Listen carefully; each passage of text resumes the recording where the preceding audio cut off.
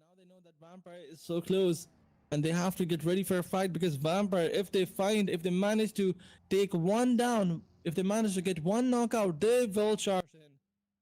So you gotta be careful. You gotta stay in the hard cover. Vehicles are not that good when you talk about the cover. Sitting in a vehicle is not a good idea. But Vampire, they have to deal with two teams on two different sides. They have the circle control. Look at the map. It's a complete circle in the favor of Vampire Sports. Yes, Team Talon Sports also have some good play area, but Vampire, they will probably be forced to fight with Team Halal AXETRON. And Halal, the way they are playing, 7 elimination numbers to the name. It seems like they are also here to dominate. Now that we have two players standing, Decree alongside Hitman. Hitman has 3 elimination numbers in the back. He's gonna try and get it to 5 or maybe 6 or 7. But Vampire, are they gonna allow him to do that? He's looking for the MVP slot, but it's not gonna be easy. Vampire, they have all 4 players and they have seven elimination numbers. Yeah, I mean it's looking pretty good here for them, right? 7 elims is definitely not a bad match, but are they going to be able to make it more? 2 squads, in fact, going to be sitting on 7, right? Vampire Esports as well as Halal AXETRON. Halal trying to still get themselves into contention here. That 2-piece is going to make it increasingly more challenging for them to have a smooth transition moving into this next bit here. But Lazarus looking to mobilize, looking for the opportunities, the angles to try and leverage. Centaur and the rest of the crew keeping it nice and quiet. Mueller not going to be milking those elims just yet. They were finding quite a few plays in the earlier stages. But here we have it now. A call riding up. Again, a lot of movement coming through. Everybody trying to see where is there going to be that next best position to try here. Lazarus quickly up the nade. Lets it out. I'm curious whether or not Halal AXETRON are going to try and maybe rush. Are they just going to keep themselves on the edge here? Because as we can see, they have to move forward. But Vampires, as well as Talon, not going to allow the one to come through. So if Halal wants to get themselves into that zone, it's going to require quite a bit of that determination, right? They will have to get aggressive and at least try and alleviate the immediate pressure being applied by Vampires. Absolutely, but look at Halal AXETRON. They're holding their nerves because they can feel the pressure. The pressure is real. One knock, and that might be just the last time you breathe in the lobby. And it could open the door for the second dinner if it's Vampire Sports who knocks the player of Talon Sports. But they gotta wait. Situation is still a 2v3 v4. Everybody's waiting. Everybody's trying to hold their nerves. The discipline is commendable, but Talon Sports, slowly and steadily, they're trying to move forward. The circle is going away from them. Every other circle is challenging for them, but do they have any idea that Miramar is here? They're going for a hunt. They're going all in. It's a full charge by Talon Sports, and they will find one player, and they will equalize the situation. But look at Yoru Johan. Look at him. His position is so brilliant. He can definitely surprise Vampire from an off angle. What's Centaur doing though? Standing out in the open and enjoying the sunlight. That's not what you do when you're coming into the last few phases. You got to keep that angle tight. Make sure that you can clutch it up and focus on the opponents. Unfortunate play against the side there of Vampire, but let's see. Maybe this could be Talon. Hungry Jack's fried chicken. It's different. New spicy chicken ribs, juicy bone-in chicken, fried to crispy perfection. Go on, get in one. Spicy chicken ribs, pure at Hungry Jack's. Finish that. Halal want to try and end on. They have the numbers now, but can they turn the tables here? It's going to be a pretty tough angle. Vampire now getting caught in a rather uncomfortable sandwich. 90-degree. Down they go. Halal starting to feel the pressure. Hitman trying to rotate back, pick up their teammate and bring them back into the fight. This is where Vampire Esports can have a bit of a breather as the focus has been placed over onto the players there from Halal. But Talon are moving up. Adder is going to start running out of time, running out of HP. The pressure is in there. A call getting hit though. Was that a self-nade? Bringing the player down on such low HP. It didn't quite see Adder knocking in those hits, but the spray is there, and that's going to be it. Axel wraps it up. Now, it's going to be Talon now also stepping up to the 7 eliminations, but it's an even board. It's a 2v2 rather, as we've got Hitman and 90° going up against Yoru, as well as Axel. Any team up for this winner chicken dinner. But it's an even board. Absolutely, some heroic gameplays are needed from HLE's side. It's a 2v2 situation. Yes, there is an advantage to team Southern Esports side because they had the map control, but look at this, they utilized it to the maximum. 90° is knocked out, and now Hitman, the last man standing. Can he clutch it off? Can he do it? This is needed, a much needed performance from Team HALAL AXETRON side, but look at Talon Esports, the grenades are coming, the grenades are flying and landing on Hitman. He is damaged, his position is compromised. Once again, Yoru Yuhan is gonna come in with the last beautiful grenade, and this is Team Talon Esports getting the chicken dinner and beautifully summing up this match, and it was so beautiful. They just charged in, went all in, got the chicken dinner in their style, and you know the way they eliminated VIPERxKO, that was commendable. It all came down to the timing and the teamwork, and they just nailed it. Yep, they absolutely did. So a very, very good strategy coming through there from the side of Talon. I mean, it's no surprise to see them already situated quite well on those standings, right? Also not their first chicken dinner right here in the last chance. And maybe not even their last, but well done. What a performance. Of course, this could now very well cement their position at the top of the overall, at least post match number 8. So yeah, a lot of excitement here across the board. A very contentious play coming into that final stretch of the match. And of course, Talon will keep that torch pretty high. As we can see, Yoru Johan coming through as our MVP, picking up 5 eliminations and 1,000 damage alongside that. Absolutely, Yoru Johan, what a beautiful show of skills by him. Although Talon Esports, they did not manage to get so many elimination numbers, but yeah, they managed to get 7 or 8 probably. Yoru Johan is the MVP because he had the biggest share in those elimination points. 5 eliminations to the name, 1,006 damage as you mentioned, and 20 minutes survival time. That's the stat that you look for. Some brilliant stats out there. Hitman was also trying to, be here. He was also trying to be the MVP, but it was Team Talon Esports and specifically Yoru Johan, but coming up with a beautiful grenade and shutting down the entire team of Team HALAL AXETRON. But moving onwards, it's 19 points by Talon on the points table. HALAL AXETRON coming up with 13, Vampire with 13. Another good match by VIPERxKO. Yeah, definitely a very, very good play here. 13 points is going to go a long, long way. But I think you also got to give credit to HALAL AXETRON, right? I mean, we did see 2 chickens from them already, and again coming through with that consistency. So they are definitely here to contest the top slots, right? They want to ensure that they stay in the top 9 and not only just make it into the top 9. So I love this change up from their side. And of course, as we look down to the rest, DRS also not having a bad run here, coming through with those 9 overall points is going to look quite comfortable. But now T2K also been able to bag a few more additional points along the way, as Skyfalls also comes through with 8. Then we look over onto the other side, right? The XAVIER, VOIN Donkey, 4ALC, nothing to show for this match, right? They tried. They were hoping to get a little bit of something, but unfortunately the lobby just denied them all of that.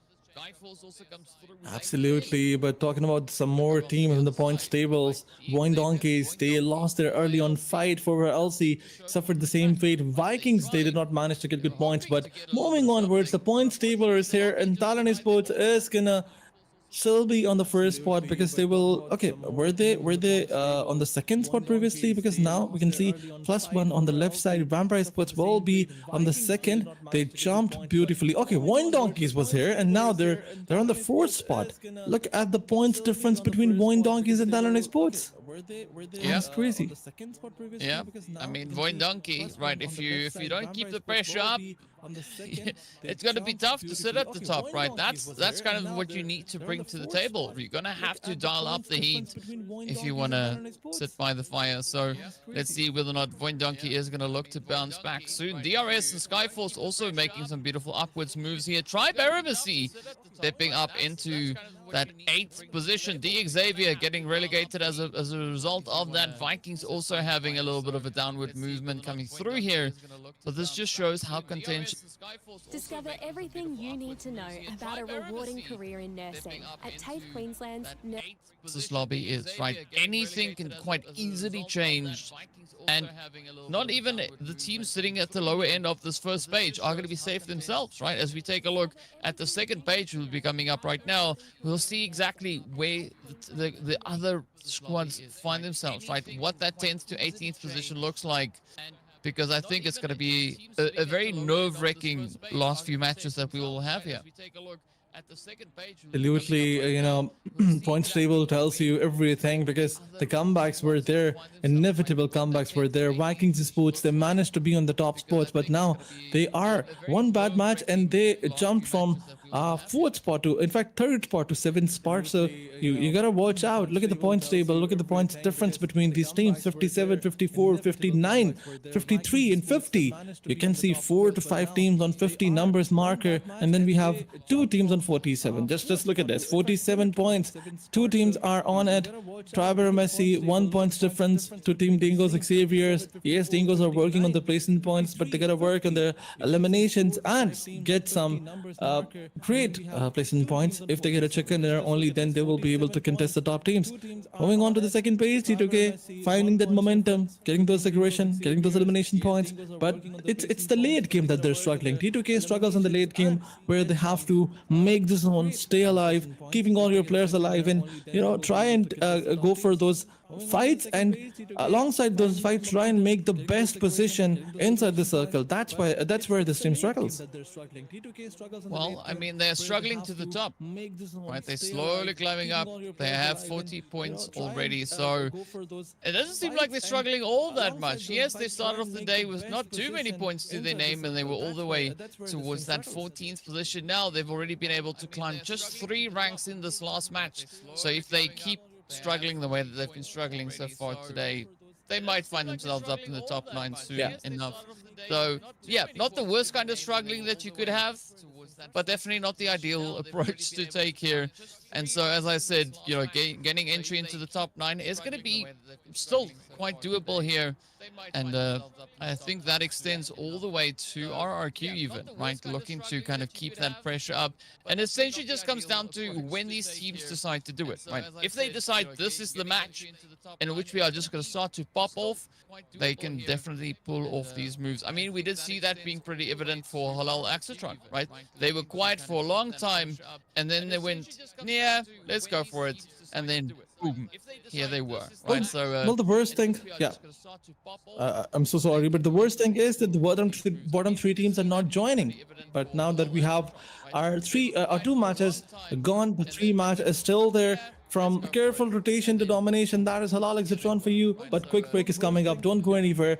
Action is on the way. The bottom 3 teams are not joining. But now that we have our 2 matches, domination, that is HALAL AXETRON for you. But quick break is coming up. Don't go anywhere. Action is on the way. The bottom 3 teams are not joining. But now that we have our 2 matches. That is HALAL AXETRON for you, but quick break is coming up. Don't go anywhere. Action is on the way.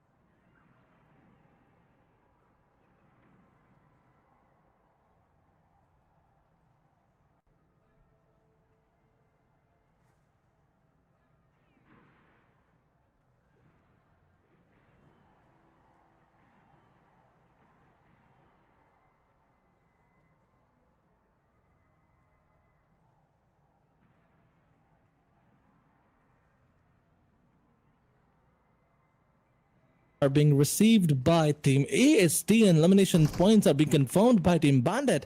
So it's not...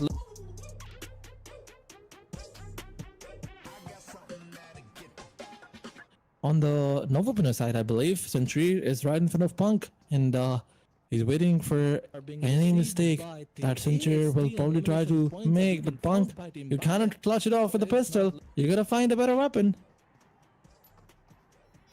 Let's see whether or not Punk is going to be feeling a little bit emboldened here. Will they get that play? Will they clutch it up? The only time will tell. But Zoro there to provide a little bit of a helping hand. Riley, though, going to send it up into Fearless. Whoa. Fearless is blinded. Can't see a single... Though, going to send it up into Fearless. Whoa. Fearless is blinded. Can't see a single thing, but that's not going to be enough to stop Fearless because Godless is also pretty low on the HP. So either player here could still maybe look to clutch it out.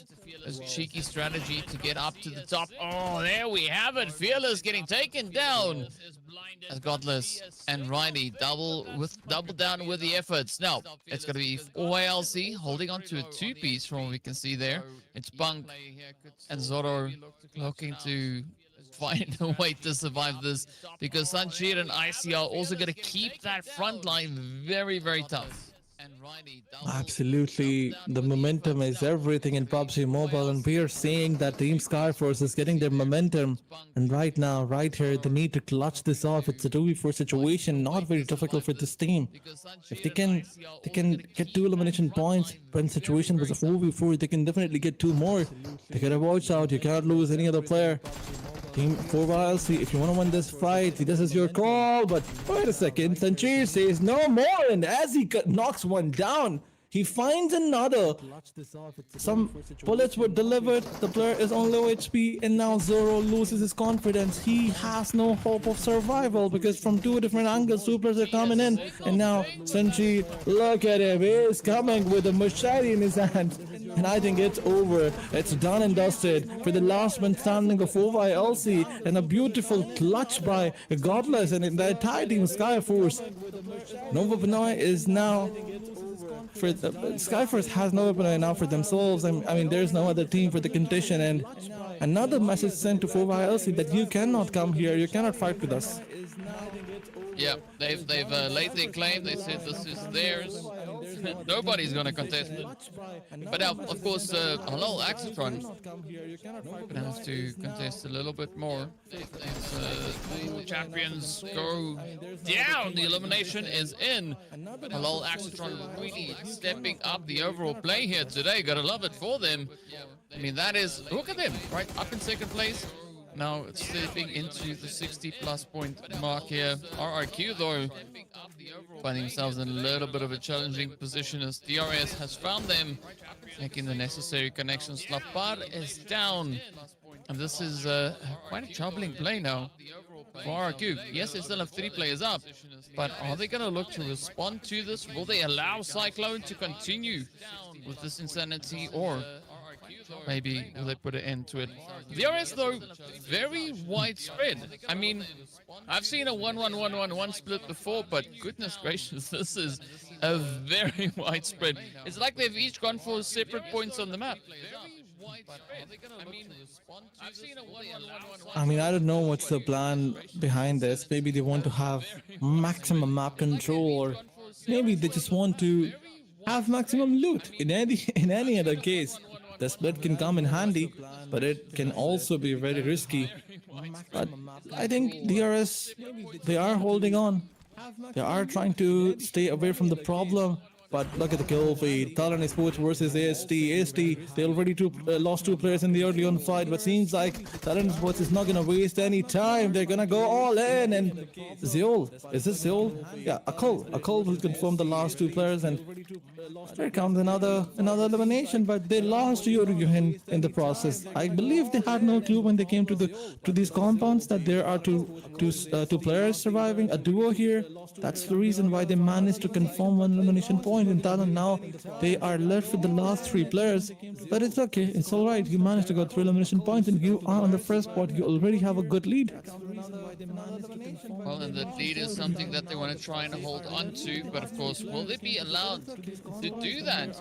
As it's now going to be the XAVIER rolling up with the monster drop. This could be the upset, but this could still turn either which way. I mean, it is going to be a somewhat chaotic approach now to play through Talon.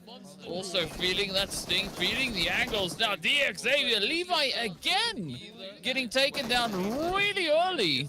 Levi, every time for being the victim, not being able to do anything, at least has been able to contribute one elimination. Now, TODAK are looking to close it up. They don't want this to continue. They'll have to end it. And oh, look at that. Jump shots coming in clutch. Absolutely mayhem, absolute chaos is there, but DX, what a play by them. And Dokul, the way he managed to take one player down, you know, in the compound fight, when we saw the opponent was cooking a grenade and he knew that he's gonna peek. He knew that he's gonna peek with the grenade and try to throw it. That's when Dokul, he connected the beautiful headshot and he managed to escape from the grenade as well. I mean, that's some amazing guns, I'm sure show skills out there. But wait a second, DRS versus RRQ. The endorsement is there and RRQ is just committing. They're just going all in. They found one player. The split is not gonna come in handy because you're just giving a 1v3 to RRQ. They're just picking the players one by one. I mean, at least it's not 1-4-1, right? So yeah, good. That it's only RRQ and DRS finding themselves in this altercation. 1-for-1 though, we can see there in the red, in the blue. They might head into the red if they sip too much of that blue juice. But one elimination to their name. Let's see whether or not they can clutch it out. For the time being though, RRQ and DRS up in Malta. Ooh, the long arm here of RRQ is coming through. Killer YT has to get off that roof if they want to stay in this fight. But I'm happy to see that DRS has been able to kind of condense that very wide split that we saw coming through from them. It's now resulted in a glorious 2v2 approach here. But is it going to be enough? Will they get the jump in on RRQ? Because, I mean, RRQ also not necessarily playing the same level of gameplay that I'm accustomed to see from them. Maybe that was just a strategy that they were going for. RRQ, they have that one elimination. Same can be said here for DRS. But will this now be the turning point as Example cooks up the nade, but is going to receive a molly in exchange for that? Not being allowed to send it out, but a quick, beautiful nade. Just cooking that to perfection. The chef has stepped into the kitchen. Is Example going to be able to clutch this one out? A very quick bit of parkour coming through here as DRS starts to fly all over the place. Example gets doubled down on and up they go. Cyclone and Killer YT now having to come in and try and save the day. Absolutely, some brilliant grenades were used from both the sides. On one side it was Example with the beautiful grenade elimination, and on another it was RRQ. Not an elimination, it was a knocked out. But yeah, RRQ once again coming in, confirming another elimination point. Seems like they're just eliminating the players one by one. They're just clearing DRS one by one. Or maybe DRS, their split is the reason why they're suffering. But RRQ, they shifted their focus from getting elimination points to moving inside the zone, and that is something that DRS is not gonna believe. But wait a second, Cyclone once again coming all in with a beautiful knockdown. But you know, they have the ridge where they can play. DRS, if they try to move forward, they don't have the kits available, they don't have the heals. Look at Cyclone, he has one bandage. Yeah, I mean, it's all good and fun fighting out in the blue, but you're gonna have to have the meds for that, right? And either that or hope that your opponents have the meds to try and kind of just back it up so you can rotate out. NEXORY though, up on the Pachinki Hills here as they're going to be looking down on the Vikings. Let's see whether or not they will get those sprays. It's going to be Wound now starting to push out, getting a little bit more strategic with the push here. But I mean, going from strategic to aggressive as the Vikings now look to double down. Superman flies on in, takes down Apex. The clutch is up there. G is down. Luck is down.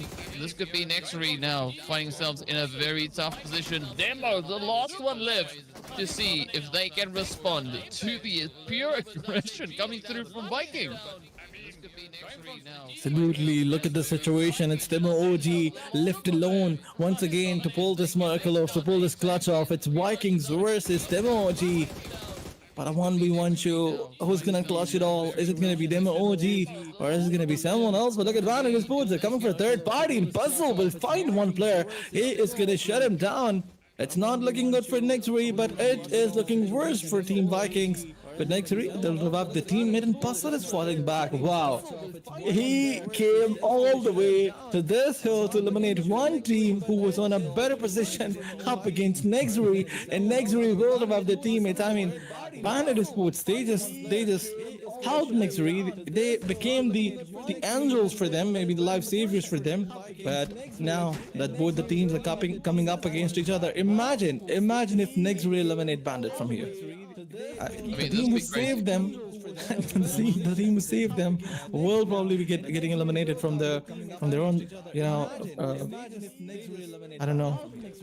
That's how you thank them. But yeah, that's how you thank them, right? The team comes up, they save the day, and then you go like, oh, thank you so much, but go back to the lobby. Right? A very, very grateful team indeed. But now, Skyforce, ooh, Godless going to be feeling a little bit of the heat here as HALAL AXETRON comes in hot, but a quick response from the rest of Skyforce as Sunshir comes through. Looking to wear the cape as they do. Now, this is HALAL AXETRON finding themselves in quite a bit of a predicament. Hitman now in a very uncomfortable sandwich, trying to just dip away, but unfortunately down they go as Vampire is right here looking to capitalize on the opportunity. But Vampire Esports now needs to be very careful because Skyforce, they've heard these engagements, but it doesn't seem like they are too committed to pushing up here just yet. Instead, they want to get themselves patched up and go to the position that they were hoping to rotate towards. Absolutely, Vampire Esports, they need to take this fight. They need to take control. They need points because... At Autobahn, we're all for the drivers. For adventurers, get this unit in mini UHSC. Can't wait for the zone. Although the zone is going to close in a few seconds, Vampire Esports are already left with the last two players, Kanto and Lazarus. Are the last two players. Previous match was a great game from them, but now in this match they lost their players early on. So I mean they should be looking for some decent gameplays after this match because they cannot go for early on fights. They're losing it. Previous match they avoided all the early on aggression and they managed to get 10 elimination points in the later game. They're coming up against Skyforce. On one side it's 3 players of Skyforce and on another it's a Vampire Sports with the 2 players, but the circle is gonna go, the zone is gonna go. It's really close to them, but yes, they need to rotate. 2 players of Skyforce are already there. Godless is placed on a beautiful position. They are trying to take that map control. On the back of it is NEXORY, who's also trying to push here. So Godless, he needs to regroup with his teammates. What are you doing here? This is the open area where you can be spotted anytime, either by NEXORY or either by Vampire Sports. And look at this Mela coming all in with a beautiful spray. Godless now he will probably decide to fall back, and the players are coming in to help him. I think the vehicle was compromised. That's why Godless was not staying here, or that's why he was not falling back. But wait a second, Ark, he was gonna come in to surprise the players of Skyforce, and now Skyforce is also down to the last 2 players. Let's see whether or not Skyforce can come in clutch here. 7 eliminations is what they have to show so far for this match, and a really good statement to be making. But now, the XAVIER gonna be getting ready to get cooking yet again. T2K, they've also found themselves 2 elims, just trying to kind of ride this ridge. We do see 2504 also hitting in with the shots there. Is that 25 April? Is that what it means? 2504? Who knows? We'll one day eventually find out. We see Difian also locking it into Roshan. Down goes Roshan. R3G joining us in this match, but so far, so locking it into Roshan. Down goes Roshan. R3G joining us in this match, but so far having a little bit of a tough run. as the teams have already been able to build up quite a bit of momentum here. Now, Bandit going to be locked down on towards the northern edge of zone. Good point to try and leverage against the rest of the crews around them, but beautiful sprays now flying across the way. R3G also got to be very careful as to how they rotate out of that combat. Now, look at this, 1-for-1 feeling the heat as well. TTK has found their next position to take occupancy of. Will Puzzle be able to piece this one together? Ooh, gotta watch out for Razak. Razak just reaching in over that ridge. Fortunately for Bandit, not necessarily landing the hits. Absolutely, but the pressure is definitely going to be on Team R3G. They're trying to rotate from the midst of 3 to 4 teams, and look at this. R3G, Regicide is going to get eliminated without getting a single point in the only match that they joined. This is not looking good, but VOIN Donkeys, they're also going to fail. They're also going to face the pressure because T2K is coming in the situation. But T2K versus 1-for-1 is going on. Look at this, T2K. The endorsement was there. 1-for-1 came in with an absolute chaos. They were just trying to breach those compounds, but T2K, they managed to get 3 elimination points. Zabyan is the last one standing. Look at the domination by T2K. 5 elimination points to the name, and now they're trying to spot down Zabyan. On the back of it, VOIN Donkeys, they heard all the gunshots, and they're also trying to come here. So T2K, they gotta watch out. If 1 or 2 players get knocked out by Zabyan, VOIN Donkeys will charge in, and it will be a beautiful third party by them. You don't want to do that. The circle is closing in. There's no one for the backstab. But if you allow VOIN Donkeys to push on you, things will not look good for you. But once again, T2K trying to spot down Zabyan on one side, then on another, they're trying to spot the position of VOIN Donkeys. Information is definitely there that there's a third team who's ready for a third party. Potato will spot one player, I guess. But VOIN Donkeys gets third partied. Oh, yeah, the third parties, you gotta watch out for them. Not too favorable at this point. But here we go. Igneous waiting for the opportunity here against Zivian. Are they gonna be able to get it in though? Bandit also coming through with quite a bit of a response. VOIN Donkey not gonna be backing down under the rug. So that is going to be Bandit looking to capitalize as they now find themselves 9 eliminations, but they've got quite a few wounds. They need to get themselves patched up, but D2K going to be looking to just ride on this, as Vans is going to be the player looking to make this magic happen here. But Ten Sky and Hokia just frantically trying to get themselves back into the fight, of course. They've now made the collective decision to prioritize that zone positioning, but T2K going to try and just gatekeep that entry now. They've now made the... Absolutely. Look at the elimination numbers of Team Bandit. They have 9 to the name, and 15 players are still alive. But I mean, this could have been their great match, but it's okay, it's all right. They got eliminated. They managed to get 9 points, which is also a good number. Some teams will probably get it after getting maybe into the top 3. So yeah, this was supposed to be the biggest comeback match for Bandit, but they lost their pressure in the zone, and T2K, what a gatekeep by them. Now that we're down to the 5 teams, 14 players left standing. It's Vampire versus Skyforce on one side. They're coming up against each other. It's a 2v2 situation. This duo is fighting with another duo. The grenades are coming in back and forth, and Meola will be left with lost HP, but where comes another beautiful grenade by Meola. Riley gets taken down. Now that Team Vampire realize that they have knocked one, will they try to charge in? Sinchir is the last man standing. He needs to revive Riley, and alongside it, he gotta watch out for all those grenades because they are just flying and landing.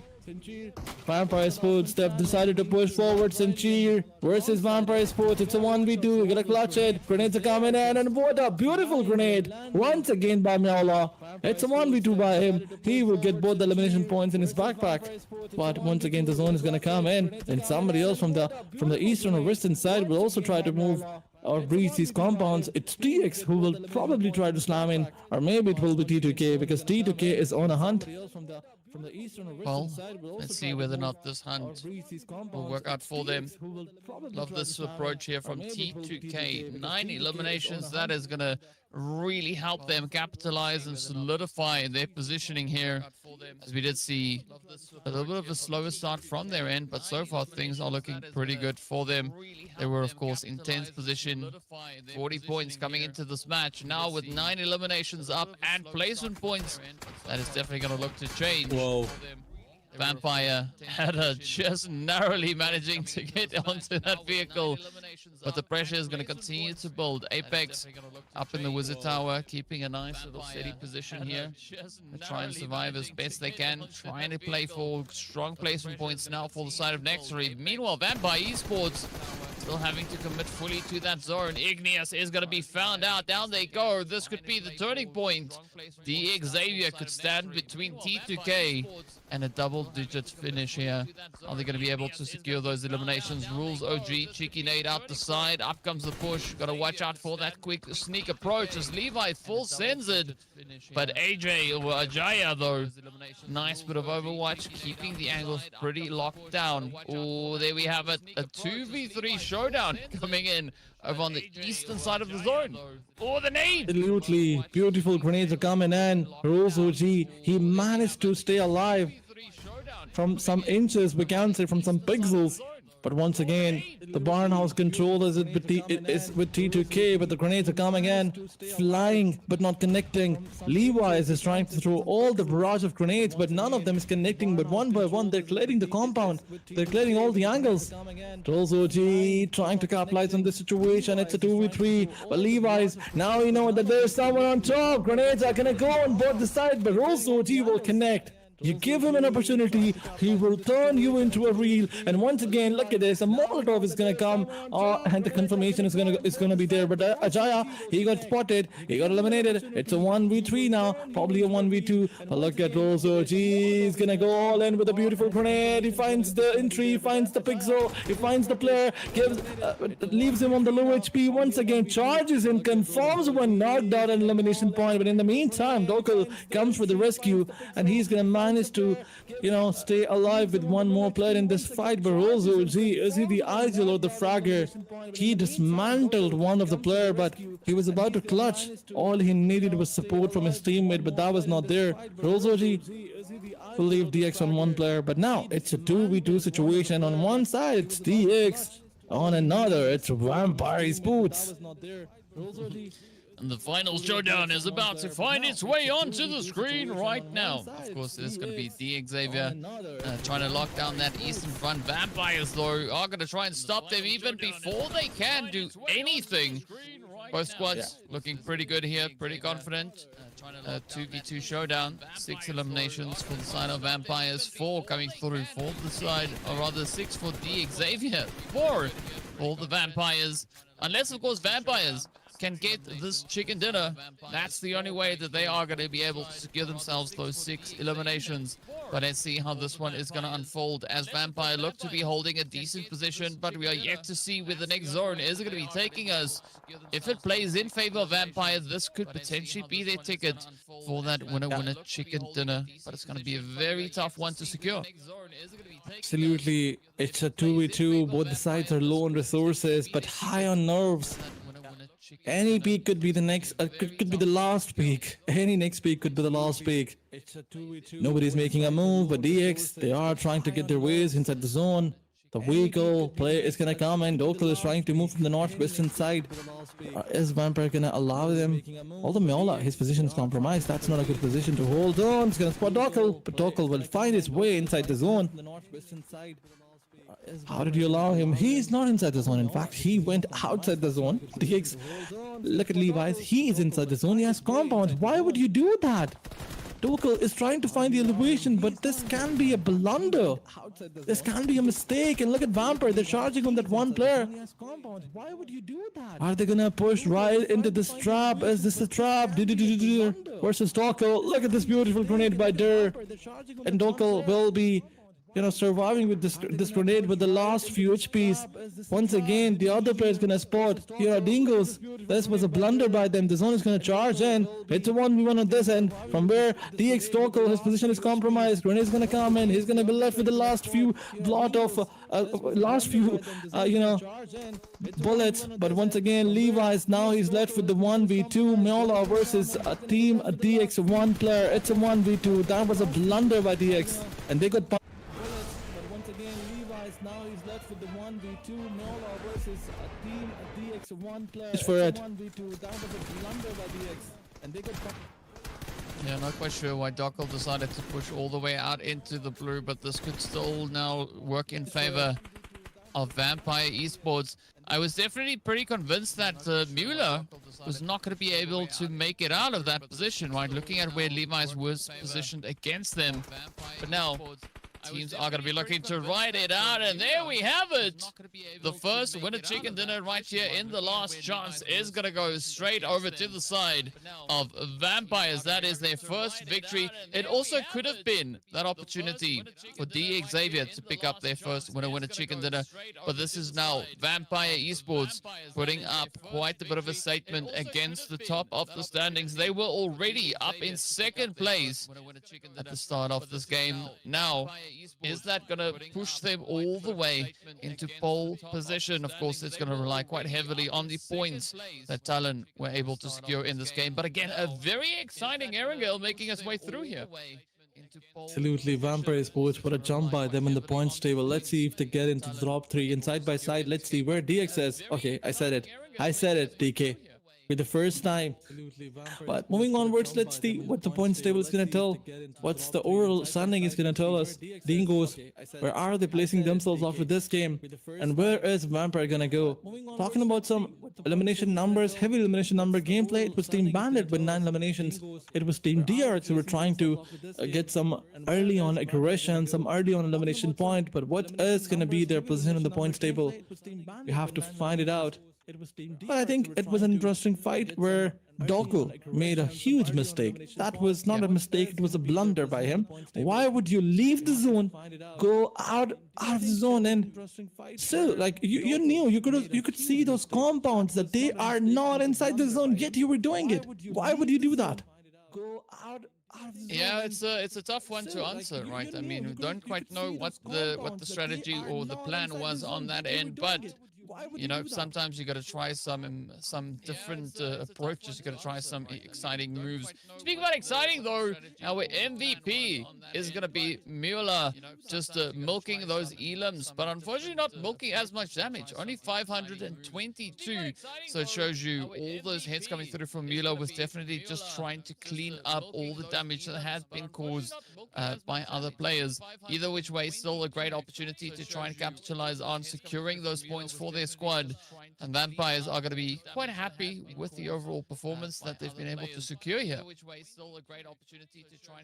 Well, 6 elimination numbers, which is a big number, but as you were talking about the damage, it's not quite there. But I think as long as it works in terms of eliminations, you don't need to have more damage. But moving onwards, Vampire Sports, 16 eliminations. What a win by them, what a match by them. They did not manage to secure they managed to secure the chicken dinner, but they did not manage to secure more elimination numbers. As you can see, T2K, who got eliminated on the 3rd spot, they're quite there with 14 total points. I mean, T2K is also finding their momentum as we're moving towards the Miramars. I think one more good match and then they will probably end the day into the top 3 after those Miramar matches as well. But moving onwards, it's Dingoes coming up with 12 points and working on their placement. These is they managed to get 6 placement points in this match. This is the same placement point that they got in total 12 matches in the previous stage. So we can say that Dingoes are realizing that what was their mistake in the previous stage. Yeah, but it's good to see those improvements come through. Of course, our top 6 teams all capitalizing on double digits coming through at the back of this match. But if we look at the standings, Vampires, yep, that is going to be the ticket for them to the top of the board. As we know, unfortunately, there's nothing but bragging rights for the top of the board, at least for today. It is going to, however, make it a lot more certain that we could see them making it through into those grand finals. Skyforce also flying upwards as they've climbed 2 positions. XAVIER, with their performance in the last match, those 12 points awards them a 3-slot jump all the way up into 6th place. T2K, though, gonna like this for them, right? Those 14 points are gonna go a long way, securing themselves quite comfortably up in 8th place. Vikings moving down, as well as DRS and VOIN Donkey.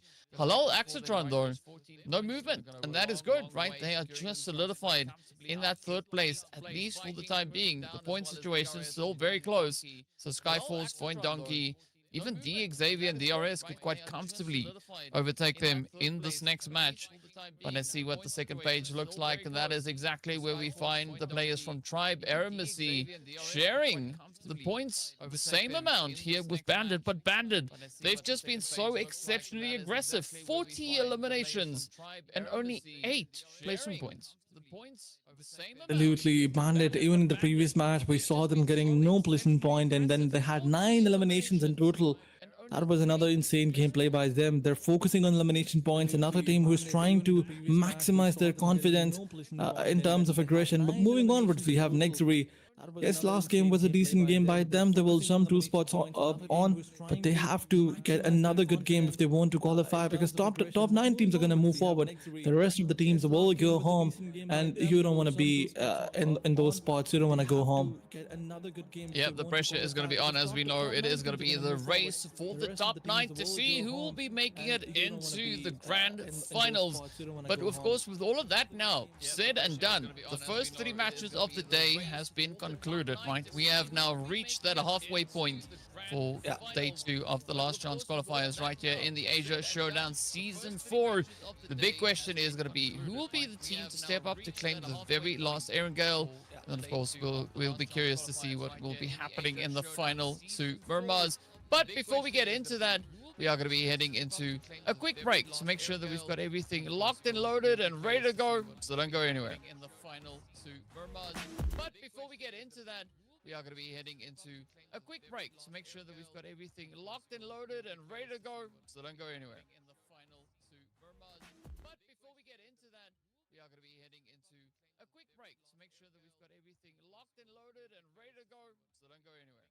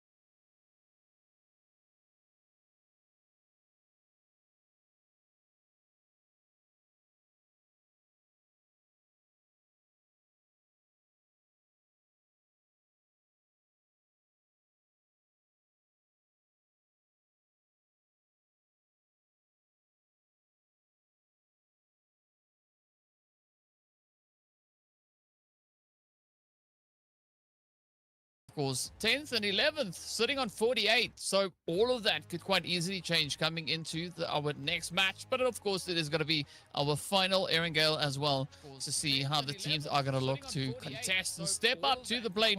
Already 11 so far the day, very exciting. We have two teams currently sitting with two winner chicken dinners between yesterday and today. Of course, that's TALON and HALAL AXETRON. So I'm curious who will take the final Erangel, who will get match number 4 tagged and bagged and walking away with that chicken to be theirs. Absolutely. I think it's not just you, it's everyone. All the fans are also curious, but I think it's time to end your curiosity. Let's move ahead. Let's talk about the next match, the last Erangel that will be played in the last chance, and then we'll have two Miramars, the last two matches. But so much lost. Let's see who can lose in this match. Moving onwards, the flight path is gonna go from the hospital side on towards that Yasnaya Polyana. You can say that this is a northwestern flight path, which will create a lot of trouble for the teams who want to go towards military base side and Novo side. Yes, we have seen two teams who love to fight on Novo side. Now that both the teams, they cannot go there, the contention cannot happen. Where are they gonna go? Are they gonna change the drop location? If so, then where are they gonna go? And wherever they will go, will there be another team? RQ, this time around they're going so close to team R3G. Probably RQ is gonna go towards Zarki's side, where they will not find any challenge. But yes, R3G will probably try to get their vehicles from that side, because that's what they do. They get the vehicle from Zarki, they get back to North Georgian side, loot from there, and then try to rotate. But where is the circle gonna go? Another biggest question, because on the maps of Erangel yesterday, the biggest challenge was the zone. Teams were trying their best, because they were struggling in the first 10 to 15 minutes to find a way to get to the zone. Yep, I mean, it was pretty challenging. So far, it seems today like the zone has been a lot more kinder to them, allowing them a lot more of an opportunity to get themselves situated and positioned.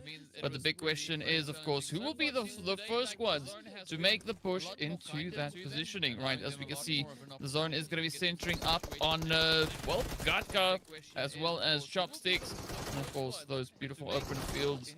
But this is the challenging play here, right? The Zone not going to be kind to anybody, and already the players from Bandit starting us off with a little bit of aggression.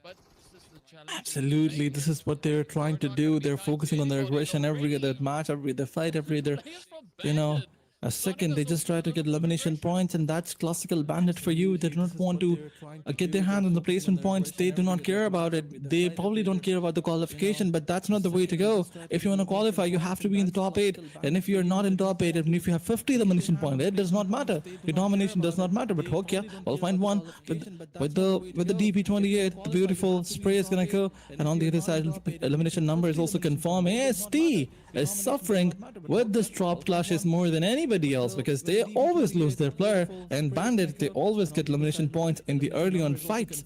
So AST, another team who needs to work on their drop location. I mean, in every other match they just lose their players. Yeah, that's not really the kind of way that you want to go through it, right? The name of the game is to keep your players alive as long as possible. Speaking about keeping players alive, Riley having a little bit of a tough play there, as we did see the Vikings securing yet another play, their first elimination for the day. Well, on this map, bro. Here we go, as 4YLC also gets the party underway on their front.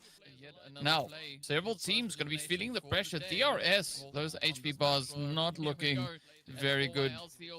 Skyforce, though, interesting spread, right? Icy very removed from the rest of the team. Are they going to look to maybe close this split up? Very interesting losing strategy coming through here from Skyforce. Absolutely, but look at DRS versus 4LC. Fearless is careless. He just went all in, and confirmed elimination number on DRS. It's not looking good for them. The pressure is definitely going to be on DRS, because now if they lose this match without getting a single point, if they get eliminated, someone from the points table is going to climb up. And by the looks of it, I think DRS is not looking good for Bandit. They're coming for a hunt. They're coming chasing down the players of team ASD, but in this 2v3 situation, are they going to capitalize? AEROMACY, they're already not one player down. It's a 1v2 situation, but wait a second. What a beautiful show skills. What a beautiful spray by Delta. He took one down, and that was barrel that we're talking about. Taking down players from Buggy with a barrel. That is amazing by Delta. But now he is in a 1v3 where Hokia will seal the deal. And with a beautiful 1v3, it's AST. That is done and dusted. No more points, no more time to survive for you. Bandit will get this fight, but they lost a player in the process. Venice is not going to believe what happened to him. Yeah, it's always interesting to see how this all unfolds as the players continue to try and double down on as much of a spicy play as they can. But hey, well done to Hokia on that one, doing what was needed. And now we look to see who's going to be the next contender looking to rise up, right? DRS, they are also still now sitting with that solo up. Bandit down to a 3-piece. HP bars needs to get mended, but the push is still going to have to come through. 1 for 1 on this far side. Still have a long way to go. Still having to try and secure themselves quite a few points, because getting up into the top 9, they will have to double the points that they currently have. So if they want to make a play for that, these next 3 matches will have to be close to perfection, and we can almost say the same coming through there for R3G. So curious to see what both these teams are going to be looking to bring onto the battlefield. Meanwhile, the rest of 1 for 1 all the way up into that lovely prison position. R3G all the way up onto the north. We did see them drop into North George. Now they've got their vehicles, but they also get a little bit of that heat come through from RRQ now rotating out of Zaki. Absolutely, R3G, they need a big match if they want to qualify. Top 9 is so far away that even after a good match, maybe with 20 total points, they will probably not going to be able to make their ways inside the top 9. So they need more than that. They need a great match, and they need consistency if they want to qualify, because they missed their 3 matches. And even when they joined the 4th one, they managed to get how many points? 0 points in the last one, because the rotation was the main reason why they struggled. And they were unable to make their ways inside the zone in the previous match. They lost all the players. They actually delivered their players to all the other players or the other teams. So we can say that Team R3G need to step up big time this time around. There's going to be another team so close, but they gotta stay away. They gotta watch out. Zone rotation is more important than fighting, and that's something that Team R3G will probably realize too. So yeah, let's see. They need some vehicles, because rotating 2 players on 1 buggy, not a good idea. Someone will find you. Someone will take you down. Taking down the driver is easy, but taking down the passenger from buggy, it's the easiest thing to do. But yeah, let's see if R3G tries to make this mistake, because if you go into the zone like this, it will be a mistake. But talking about the mistakes, it's not good. Who will also be punished because of the mistake that it did? But RRQ is going all in. It's a 1v3 situation, and what is going on? Apex will do it. He's gonna do a 1v3, a classical by him, and this is gonna be a 1v4. Look at this.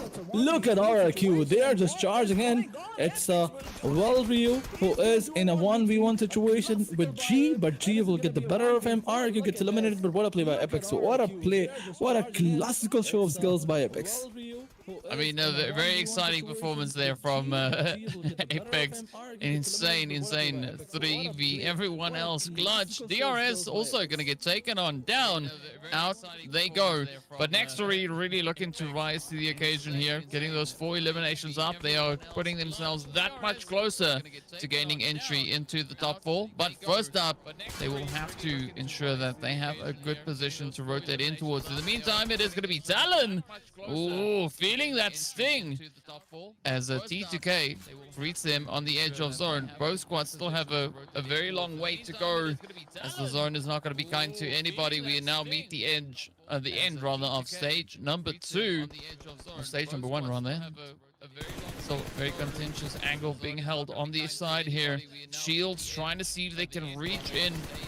Stage number 1, BLUZZ not going to be doing all too much. But you definitely don't want to spend too much time here, as it does make taking these fights that extra bit more challenging. Cool. Also, don't want to put themselves out in the open. Don't want to be too exposed. Waiting for that smoke to be applied before pushing forward. Meanwhile, the XAVIER and VIPERs fighting each other out in the open as well. VIPER already 2 players getting knocked, but now Yori Johan goes down. Shield looking to see if they can bounce back. Can they retaliate and clutch up because the pressure is now riding fully on their shoulders? Absolutely, the pressure is riding on their shoulders. It's the last man standing. Shield has the responsibility to take his team forward.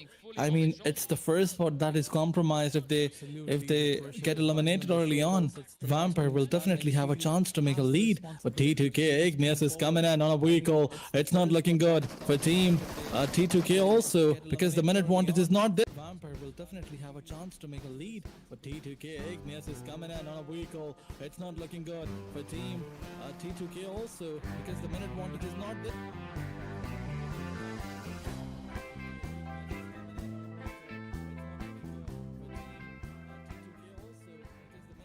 Trailers down, and elimination confirmation is also going to be there, but there is no one else on the backside to help him, to revive him, to make sure that 1-for-1 could not push. But 1-for-1, they will get this elimination point, and now they can rotate safely inside the zone. It's the farm area that we're talking about, and the zone is so far away from here. Yeah, and that's not kind of the position that you want to find yourself in. You want to try and keep that momentum. You don't want to be too far removed from it. But up is the push now.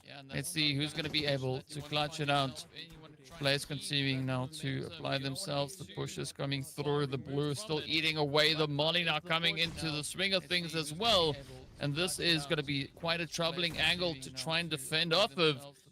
They need to find a way through. They need to try and close this up before time runs out.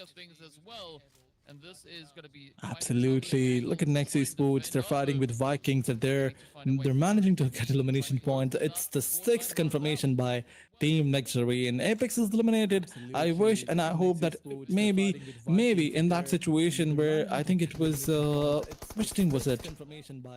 Was that team RRQ? Yeah, it was RRQ. I just hope that RRQ they didn't confirm the elimination point on Apex, and NEXORY they would have had the opportunity to dominate in this match. But wait a second, it's Vampire is pushing on them, and Kanto, what a blunder by you! How can you do this? This is a situation where you need all the players that you can have, but unfortunately Vampire Kanto, he falls from his buggy and gets knocked out. The confirmation is going to be there. Vampire Meola is the last one standing. NEXORY, they are getting lucky and they're getting gutsy as well. Now Meola is the last one standing. Will they deal with him with a grenade? Yes, the answer is yes. Luck is with them, and G with a beautiful grenade. This time around Meola gets eliminated, and 9 elimination points to the tally. 9 elimination points to the board.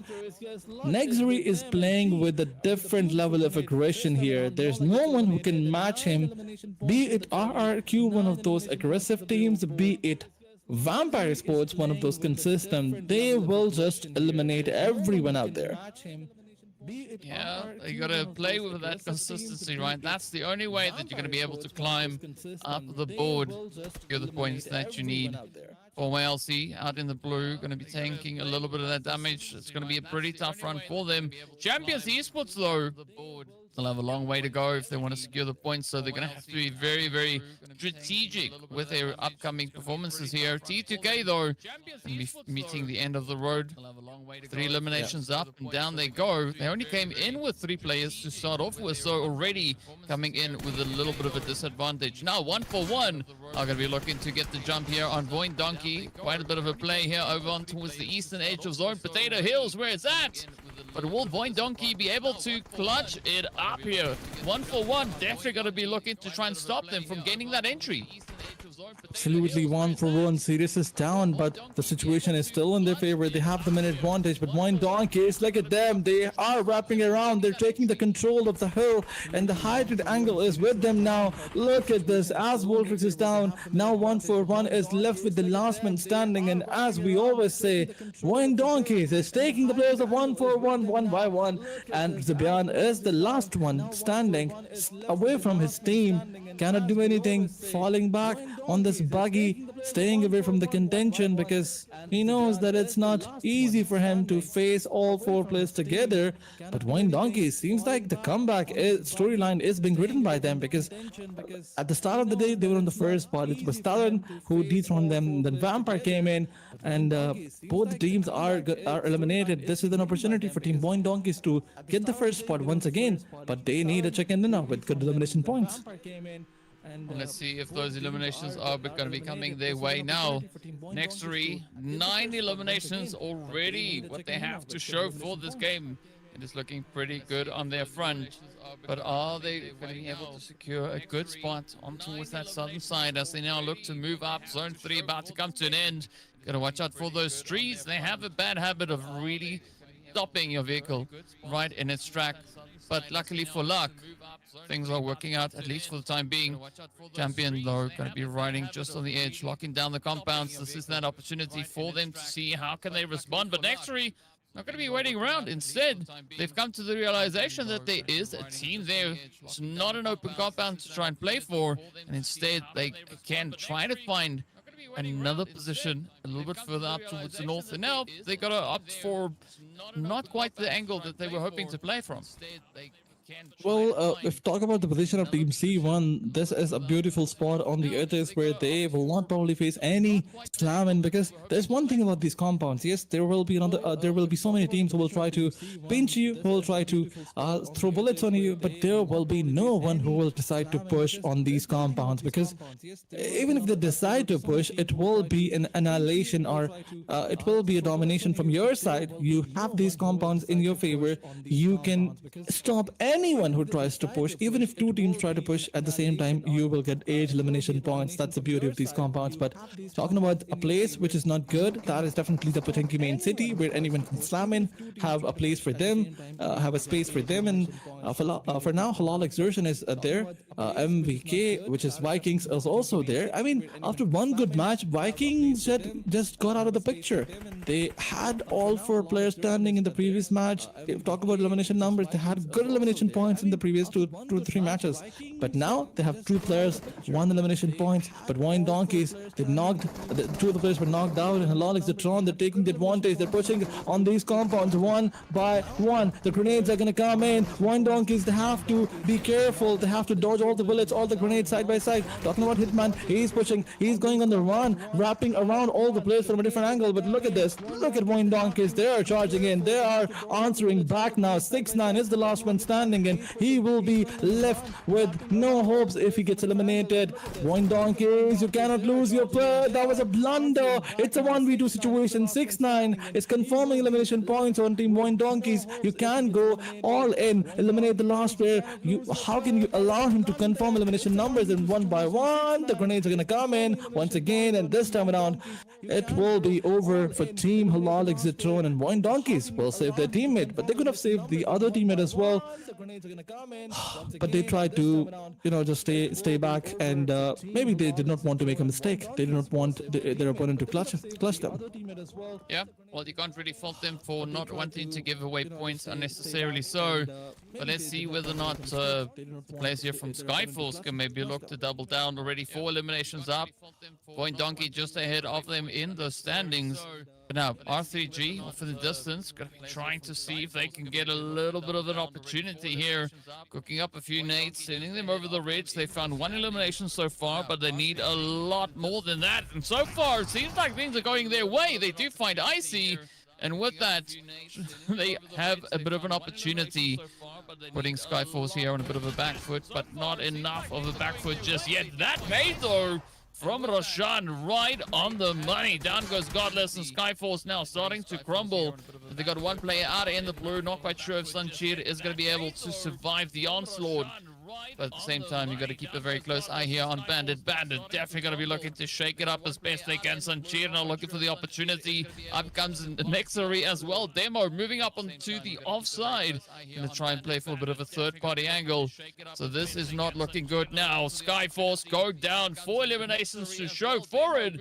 But R3G, this is them looking to bounce back. They've been taking quite a bit of a beating, down to 2 players. The HP bars needs to get mended. Now, Champions Esports looking to spring into action. They've sensed that there's somebody in their vicinity. Of course, it is going to be Shield here from the TALON side. But can they get that angle? Ooh, we got the P90 in play as well. So Kino could definitely play a major upset here. Absolutely, but are they going to allow him? Is the lobby going to allow him to do anything crazy? But Talon Esports, now that they are on the verge of elimination, this opened rooms for Team VOIN Donkeys. They have 6 eliminations in total. They have some beautiful compounds. Yes, there was a team who decided to push all because they managed to give them an opportunity to take 2 players down. I mean, how can you do that? If one of the players is knocked out, you cannot pick. Do not pick. Teams do not do that. But, you know, 2 players were knocked out. VOIN Donkeys still managed to hold their compounds, still managed to get elimination numbers. But now that C1 is trying to enter into the zone, they have the church area for themselves. Although 1 or 2 players can probably try to go on the top of that church and will try to spray down on the players of on the players of VOIN Donkeys. But look at the kill feed. NEXORY gets eliminated. The solos are finding each other. It's a solo fight going on, the solo show, where TALON Esports will find the player of NEXORY and eliminate him. Getting close to the last few zones, it's the stage number 5. We're moving on towards the stage number 6. In the meantime, Kino will find TALON Esports, and that's the full squad. Steven Esports. Their entire focus is to get the chicken dinner DK. That's what they want. TALON Esports, Steven Esports will not settle on anything lesser than a chicken dinner. Well, I mean, you can't really afford to do anything less than that, right? If you want to make it up into the top 9, that's exactly what your approach and your mentality has to be. They are currently sitting on about 41 points. So if they want to contest, they need to score an additional 14 points on top of what they have if they want to catch up with where Bandit find themselves right now. So the pressure is going to be there. And also remember that placement points are in full swing. So that will definitely impact the scores. Pressure is going to be there. Not really getting to champions though, right? Yes, they've got 4 players in the game. They don't necessarily have a secure angle moving in here, but they don't have too much stress, right? It's just going to be a nice, easy, breezy play, at least for Kino, up on towards the northern side here, with that P90. But they don't have too much stress, right? Absolutely, the circle is closing in. Where is the circle gonna go? If it leaves the eastern side, all the teams will be forced to move towards the zone, and yes, it will leave the side. And now, look at this, VOIN Donkeys, they needs to find a way to get inside the circle. There's the Vikings who is outside the zone, sucking the blue juice. There's the XAVIER who's outside the zone. He will be taking a lot of damage. And then 3 to 4 teams, all the teams, they need to move inside the zone. Okay, talking about Z1, yes. Is also the zone. He will be taking a lot of damage. And then 3 to 4 teams, all the teams, they need to move inside the zone. Okay, talking about Z1, yes.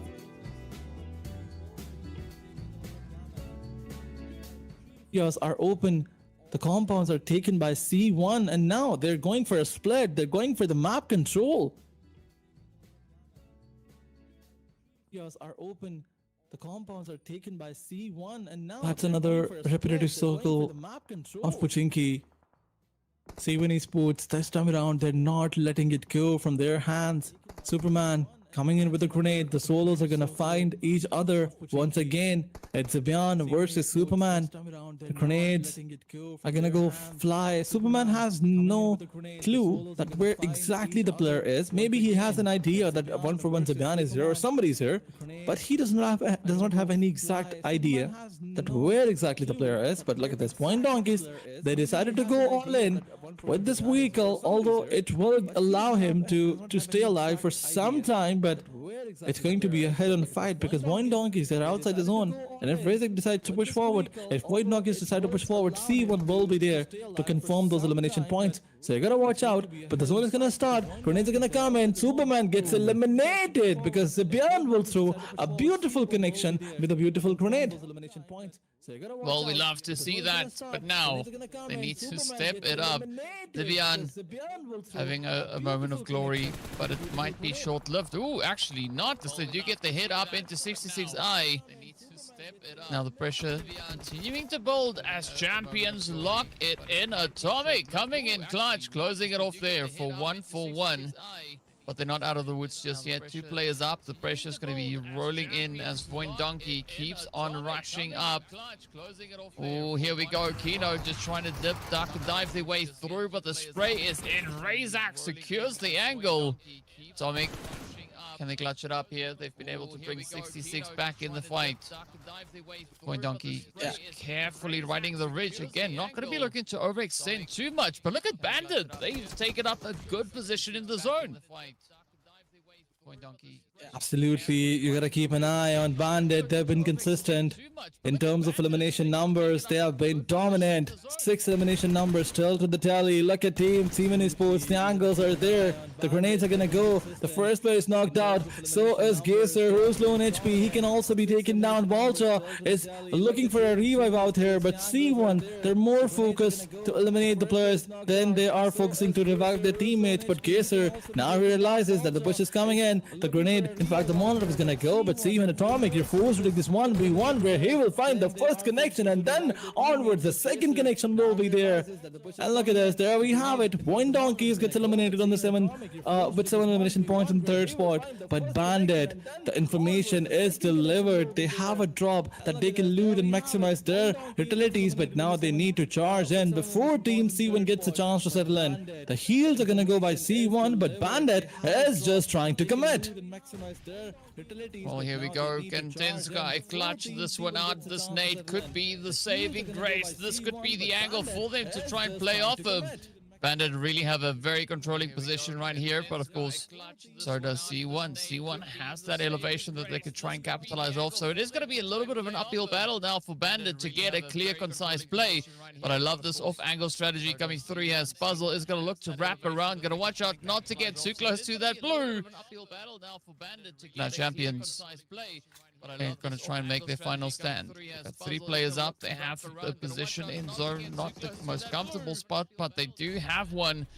They look to move a little bit more towards the east, trying to get that spread, trying to turn the tables against Bandit.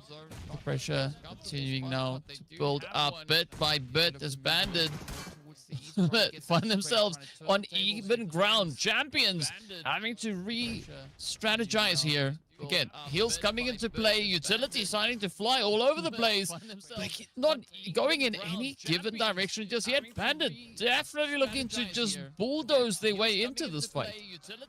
Absolutely, it's a clean 3v3, but see when Atomic, the play area is with him. He spotted Puzzle out, trying to spray some bullets out there, but with a shotgun, he will definitely damage Tensky, but so will Atomic. He will also be getting a lot of damage. 2 players are here from C1 side. One is left behind for any of those off angles, elevated angles plays. But Team Bandit, they don't have the play area. If only Team C1 had some utilities in their favor, I mean, if they had 3 to 4 grenades, it would have been game over for Team Bandit. But look at them, they are pushing in. That's a mistake. Balza will find one. Balza finds another. Now it's a 2v1 situation. Team C1, they're just dominating, and with the last 1v1, C1 will become our champions of this last Erangel match. What a wrap by them. Yeah, C1 being the one to step up and get that winner chicken dinner locked and secured.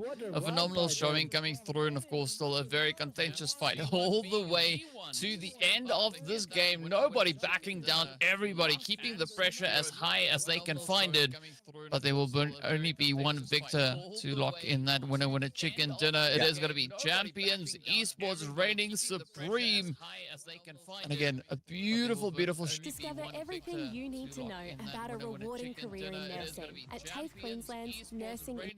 Looked like they had a controlling position. It looked like they had a controlling position. It looked like they could get this one in the bag. But champions managing to turn it around and instead rise to the occasion. Speaking about rising, Hokia is going to be our MVP. 4 eliminations and 800 damage secured.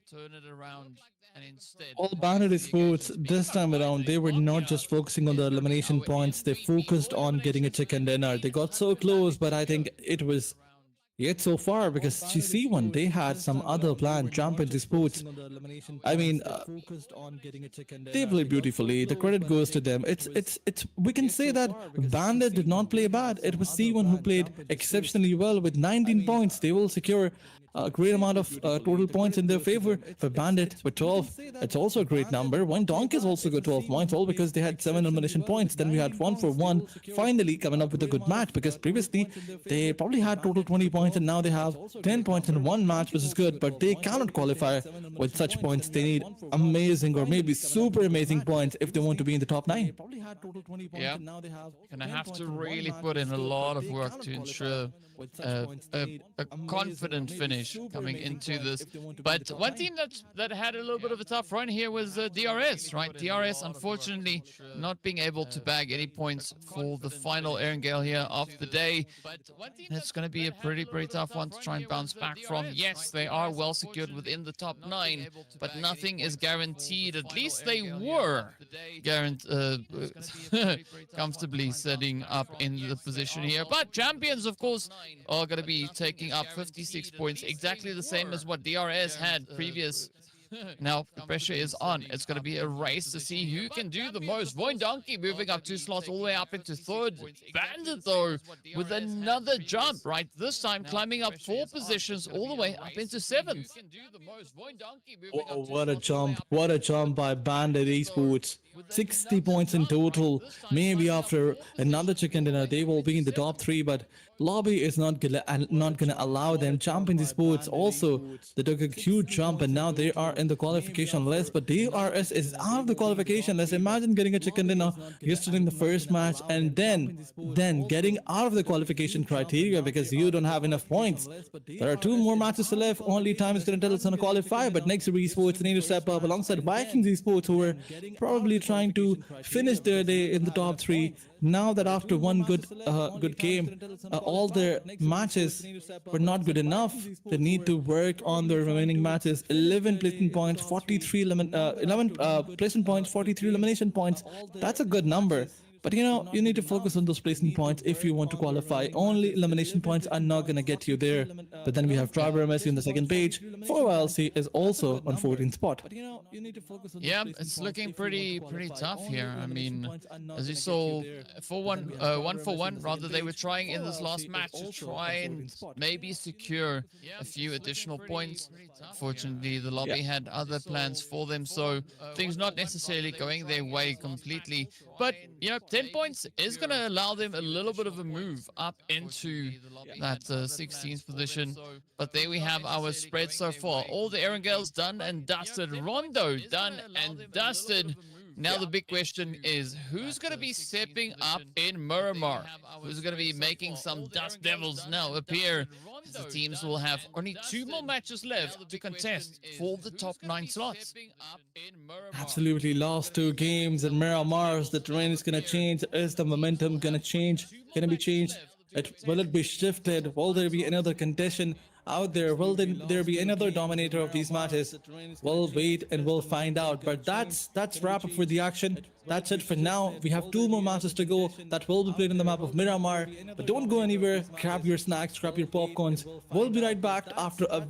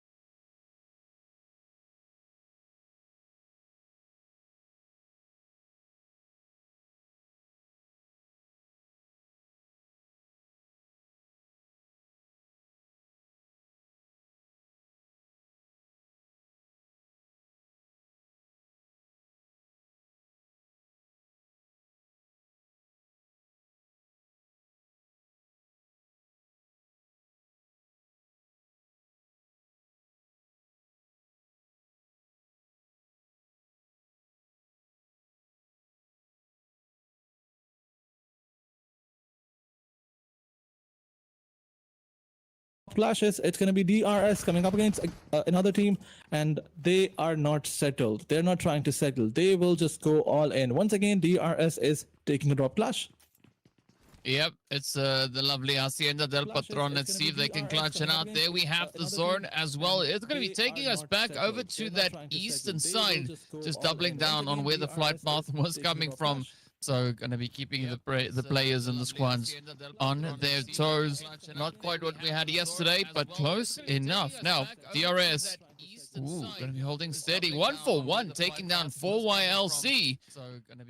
So those drop clashes really getting concluded now. Let's see what will be in store here for DRS. The Vikings knocking on the door. They want entry. They want a place.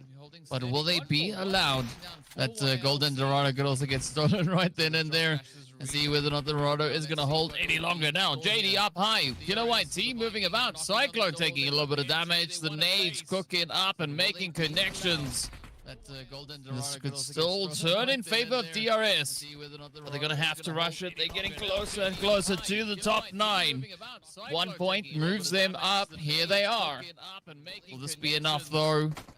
Have to clean out the entirety of the Vikings if they want to continue with their run. Still, 2 players down on the ground level here. As you can see, it is Break and Superman keeping it steady. Vikings getting the nade, connecting through. Superman taking damage. He's not impervious to those shots. Let's see will he survive. Oh, quick switch over here by Killer White T. But now, it's going to be the final push. Vikings not down just yet. They still have one hopeful left to try and make it that difference here. Is it going to be enough though? The angle is there. Just need one hit out the side. Oh, there we go. DRS wraps it up, managing to hold on to all 4 players. So not too much of a costly engagement here. In fact, all they were able to get were those points. But now, RRQ, they're going to look to try and sneak in a bit of a cheeky play here. Lapar just riding on the ridges. Absolutely, DRS are wiping the floor. That's a huge early victory at Hacienda del Patron. Previously, in this engagement, they were losing their players, and this is for the first time when they did not lose anyone. For VLC, as they were taken down by 1-for-1, MVK Vikings are sent home by DRS. They need to find some heals because RRQ is looking for an opening. Once they get a player knocked out, they will definitely go for the slam in, and we know RRQ, they just don't bother at all. Once they take one down, once they take one knock, they will just slam in right on your face. And you'll be like, huh? Why would you do that? They do not care about the consequences. That's the reason why RQ is on the 16th spot. I mean, if you care about the consequence, you will be playing like HALAL AXETRON. I mean, HALAL, the way they started this day, they got 2 chicken dinners in the early on 2 matches because they knew it's the most important thing to do. And once they got settled in, once they were like, we can qualify from here, they got so relaxed. They have 65 points and they can definitely qualify. That's the perfect storyline. Because probably RQ and HALAL AXETRON, before the day started, they probably had the same point. Once they were like, we can qualify from here, they got so relaxed. Well, let's see, can they look to push it through? Can they bag that last few points out of this? Squeeze every last little drop out of the situation here. I mean, maybe NEXORY can get a little bit of magic cooking over. Right, R3G. Yes, they're holding up into Montenuevo. Was an interesting spot to see where these teams choose to get themselves engaged. Maybe NEXORY can get a little bit of magic. How will this one play out? I mean, Roshan definitely going to be one of those players to watch. New player, trying to move on forward. Apex, I like that off angle that they've got there. But is that going to be enough now for NEXORY to get the jump in here? R3G starting to move up. New player getting spotted out in the open. The shots are sent through. Oh, super low on health. Narrowly escaping the play here from Demo. But so far, NEXORY actually doing a pretty good job, right? They also still need just a few eliminations to kind of squeeze themselves closer and closer to the point situation here. Bandit are going to be feeling a little bit of that tingle come through as they find themselves all the way out in the blue. Meanwhile, R3G trying to play through the buildings to kind of get that next position to try and respond from. But NEXORY with a very tight overwatch here. Well, as soon as we talk about Team NEXORY, we cannot ignore, the clutch play of Apex that he did in the last match on Team RRQ. That was brilliant by him. A 1v3 on a team that is charging in, and all three players were charging in together. That's not the kind of 1v3 we usually see. That's not the kind of flush that you can make happen on Team RRQ. I mean, they are one of those aggressive names out there. But talking about Team NEXORY, they are taking the players of R3G down.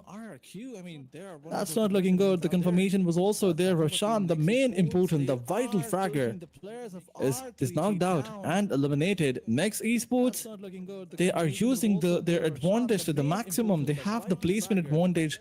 They're wrapping around. They have cornered Team R3G.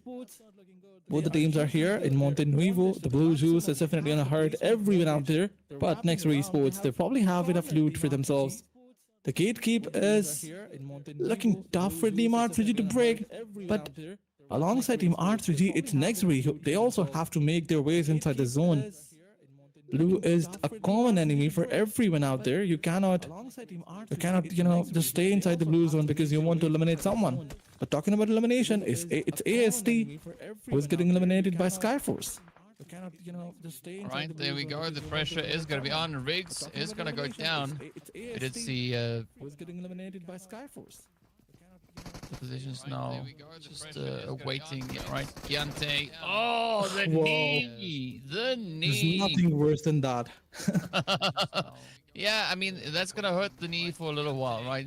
But unfortunately, therefore, the side of AEROMACY, they only have 2 points to show for this match. Very unfortunate turn of events for them, but it is what it is. Now it's going to be R3G still and NEXORY fighting it out here. Almost 2,200 meters away from that zone. Going to be a really long rotation for whoever manages to survive here. Demo and Luck not going to be looking to give it up just yet. They want to follow through. They want to try and close this match, or at least this engagement. I don't really see any vehicles here for them, so they only have so many options, right? Very limited as to what they can do with regards to this blue. Now, it's going to be Lamborghini coming through in the monster truck, trying to close up with the rest of the team. Levi's and the rest are going to welcome 1-for-1 in as they push on forward. There we go. The trade is up. Voltrox is on their knees. The XAVIER looking to double down. Ooh, but 1-for-1. Good call. Rather choosing to disengage instead of focusing too much on the aggression here. Vampire Esports, down they go. Only scoring 1 point, and it's the end of their run in the first Miramar for the day. Well, this will open an opportunity for Team TALON Esports and VOIN Donkeys. They can get their hands on the first spot. And Skyforce, the team who eliminated Vampire Esports, if they manage to get a chicken dinner with the last 3 players, the first spot is open for them too. I mean, they have 67 points. After adding these points, they have 73. 12 more points and they can be on the first spot. So Skyforce looking to double it down. But are they going to do it? Let's see after this match. Although there's one more match to go. NEXORY Esports, they started their fight with a brilliant first knockout, but after that R3G was like, it's not gonna be so easy. We are one of those PSL teams out there. We will also punish you. But then we have HALAL XAXETRON trying to rotate inside the zone. Yes, they had some beautiful rotations today. They had some beautiful fights as well. 2 chicken dinners on the map of Erangel. That was also a good thing, but HALAL, can they repeat it on the map of Miramar? But wait a second, NX versus Team R3G, it's still going. Yeah, the pressure is up here. They're not going to be stopping just yet, right? Still on the far side. They've now gone from 2,200 meters away from zone to almost 4,500 kilometers away. That is just absolutely absurd. Why would you be so committed to fighting out in the blue? It makes no sense, and it's not beneficial for your squad whatsoever. For several other teams also getting caught out in the blue. Now, VOIN Donkey climbing up the side here of Tierra Bronca. Nice up towards the northern side here. Not a lot of players that we can see in the vicinity. We do say goodbye to new player. As the shotty comes through. NEXORY now having a little bit more of an opportunity here, but are they going to rotate out? Because there's only VOIN left here. And I mean, even if they get the points, it's not going to be enough to secure their position, right? There's no placement coming along with going down to the blue zone, falling in these early phases of the game. So a very costly engagement. And I mean, R3G, yeah, they were trying to do a little bit of something, but they've now come to realize that there's only so much that they can continue to do. Now, we did see a call there from TALON, also sliding off the mountain. Not quite sure where they're going at it. RRG though, RRQ rather, Nuka up on the watchtower, locks on and finds VOIN Donkey down below. And this is not going to be any... RRQ rather, Nuka up on the watchtower, locks on and finds... Anyone, look at this. RRQ versus VOIN Donkey. Ruizek got taken down. Gazer is also knocked out. But NEX, how could you make this blunder? You know that this is the worst vehicle to rotate. You used a bike. Although the player who tried to help his own teammate, he was on a better spot before when he came here for the help. But talking about 1-for-1 versus Tingos, it's a fight of 3v3 situation. But K2 will find both players, will confirm those elimination points. Sirius comes from the backside. That's a good situation for Team 1-for-1. But Team RRQ, they're panning. Ruizek, they're cooking. They're trying to cook Team VOIN Donkey's players. But that's not a good thing. 1-for-1. Now they're showing the signs of life. They're trying to get elimination points. They need to increase the domination. But on another side, it's T2K suffering the fate. In fact, suffering some elimination numbers. RoseOG still trying to stay into this fight. Ignis bleeding out. He cannot be revived. But T2K. Will RoseOG pull off a miracle here or not? Will he be also taken down? These are some questions. I think 3 elimination points were confirmed by Team TALON Esports on T2K. Now RoseOG is the last player. And TALON Esports will definitely charge on him once they get enough time to reset themselves. Yeah, it's going to be a tough one. I just want to talk about what we saw there from NEXORY. I don't know. We did see them eventually grabbing that vehicle. Why did they wait that long? Yeah, it's going to be a tough one. If the vehicle was there, why not get it done sooner, right? It cost them so dearly, but it is what it is, right? Champions Esports, though, they're going to be hoping for a bit of an angle here onto HALAL AXETRON and see whether or not AXETRON is going to allow this jump to come through. A very eastern zone that we are still dealing with here as we do look at that blue zone closure. C1, up they come. Again, not looking overly too aggressive. They are just trying to suss out the situation. But they're going to have to be quick because Bandit are going to be prepped and ready to go themselves. Blue is going to start moving up. Bandit running out of options. They are going to be looking for a quick pickup here. If they spot Kino, yeah, confirmation secured. That is it. Puzzle squeezes that one out. But now the blue right there on them. Position continuing to increase with the difficulty here. HALAL AXETRON going to be feeling that pressure starting to build alongside them. Bandit, how will they play through this? They got champions to deal with. They've got Icy and the rest of the other crew as well, just over on that western front. So 4 teams now situated right here. And of course, TALON up to the north. And they're like, yeah, it's fine. Just go for it. We'll just sit here and clean it up. We'll take all the eliminations that you want to give to us. So Skyforce could also play quite a bit of a role in the success of these 3 teams down on the southern side. R3G, up comes Vazi. Vazi could also be taking a quick rotation back into the lobby like Champions Esports just did. Absolutely, BNDT Sports with 3 elimination points. They are looking so aggressive once again. It's HLE versus Bandit going on here. HALAL AXETRON is also coming for a third party on this side. But look at this. DRS is also going up against Skyforce. It's a 3v4 situation. DRS have the advantage. They need to use it to the maximum. Abilities should be used. Once the smoke fade away, the position is going to get compromised. But look at this. DRS example gets a lot of damage. It's Unchained who will deliver some bullets. An example will be forced to move back.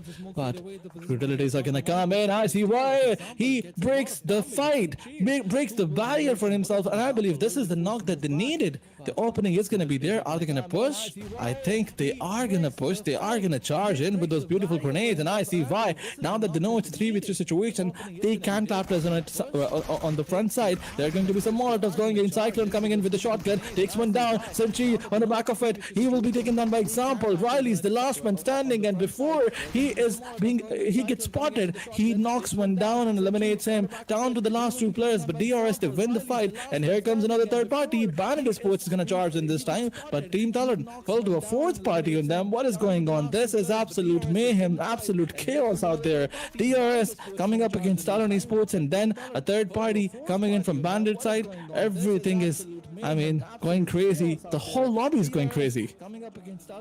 Yeah, nobody is holding back. We still have 10 teams left to fight it out for that top position. Here we go, though. It's going to be DRS.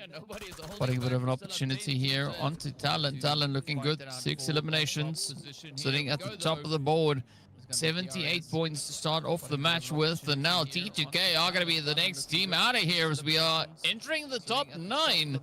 RRQ and a 1-4-1.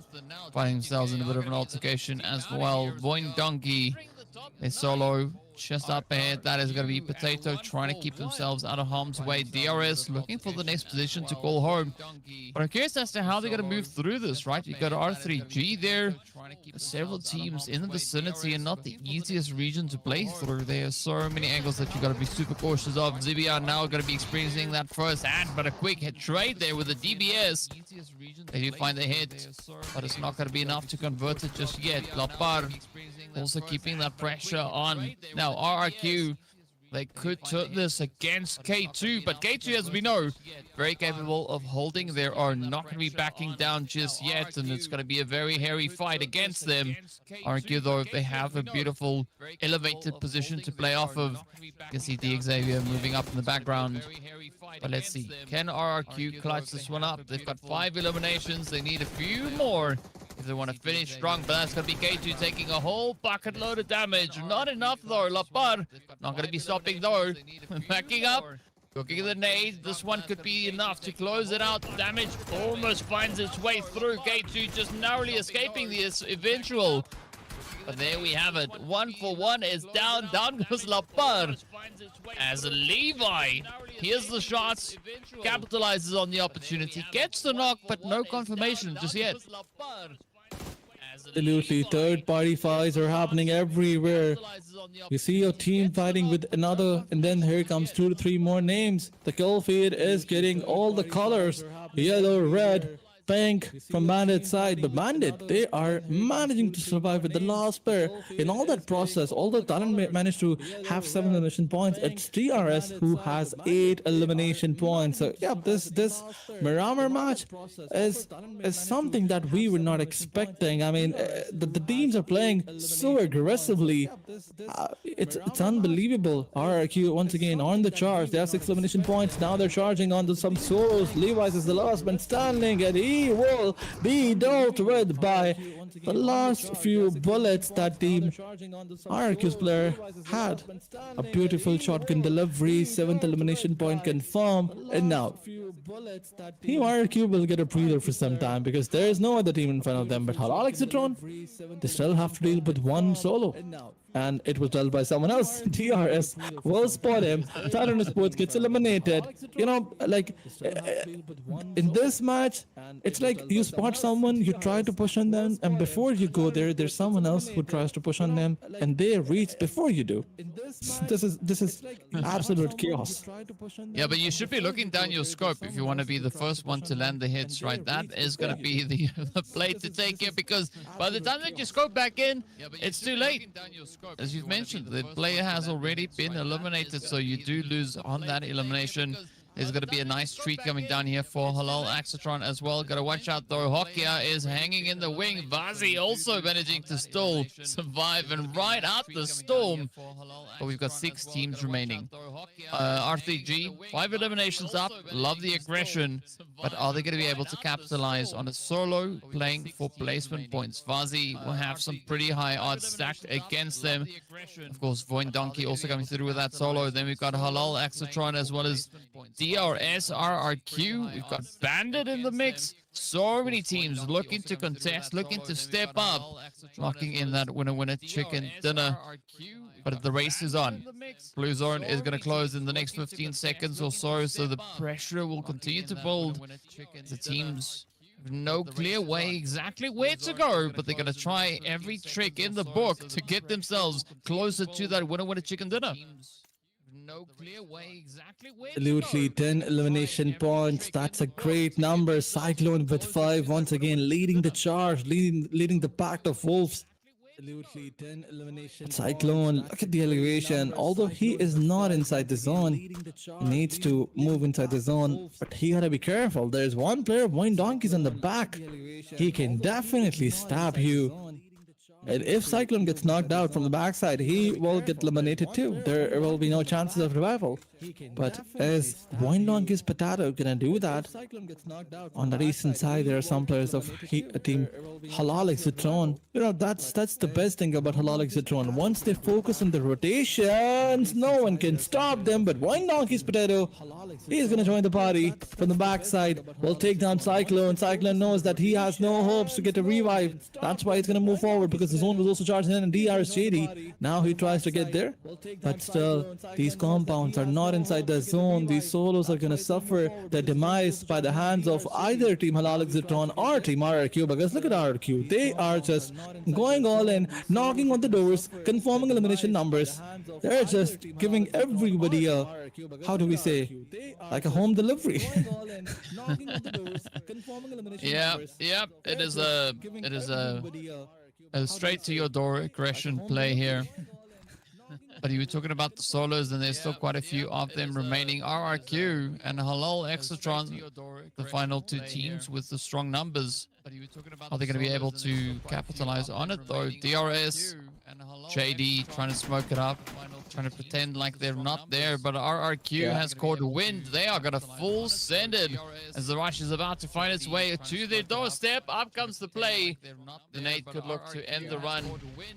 RRQ though, I like this barrage, right? Just trying to ensure that there's nobody left in that little shack, and that nade is going to ensure that there's nobody left in that shack. DRS, out they go, 10 eliminations, but they do bag a few of those placement points as well. Now, RRQ looking to push this one all the way to the very end. 9 eliminations strong. Can they pick up the remaining solos? And of course, the players coming through there from HALAL AXETRON. 9 eliminations strong. Can they pick up? Absolutely, RRQ, what a show of skills by them. 9 elimination numbers in the tally. It's a 1v1 situation on between Team R3 and Bandit side where RRQ. Show of skills by them. 9 elimination numbers in the tally. It's a 1v1 situation on between Team R3 and Bandit side where RRQ. If we talk decided to throw a grenade, Hokia got spotted by someone else. You know, that's the same explanation of what I mentioned previously, that you will try to fight with someone, you will come forward, charge in, and someone else will eliminate him, and that's exactly what happened with R3G. Where is the last man standing? I really want to see. Look at the map. The map control is with RRQ. The minute advantage, although nobody had the minute advantage, but Team RRQ, they have everything. The circle, the circle, the map control specifically, and that solo is also gonna create a lot of problems for Team HLE, not for Team RRQ. So let's see what's gonna happen if HLE still manage to go against all the other Hero Chicken dinner. It will be a huge opportunity for them to, you know, be on the top 3 in the points table. But let's see what's gonna happen. RRQ still trying to close in, still trying to go all in. Let's see if Team HALAL spots them or try to, you know, be a little bit aggressive. I think this is the best position that Team HALAL AXETRON's player has. This is the best position that they can have. Yeah, I mean, they're gonna definitely try and get that winner chicken dinner, right? They'll be the first team, the only team to sit with 3 chicken dinners in the last chance qualifier.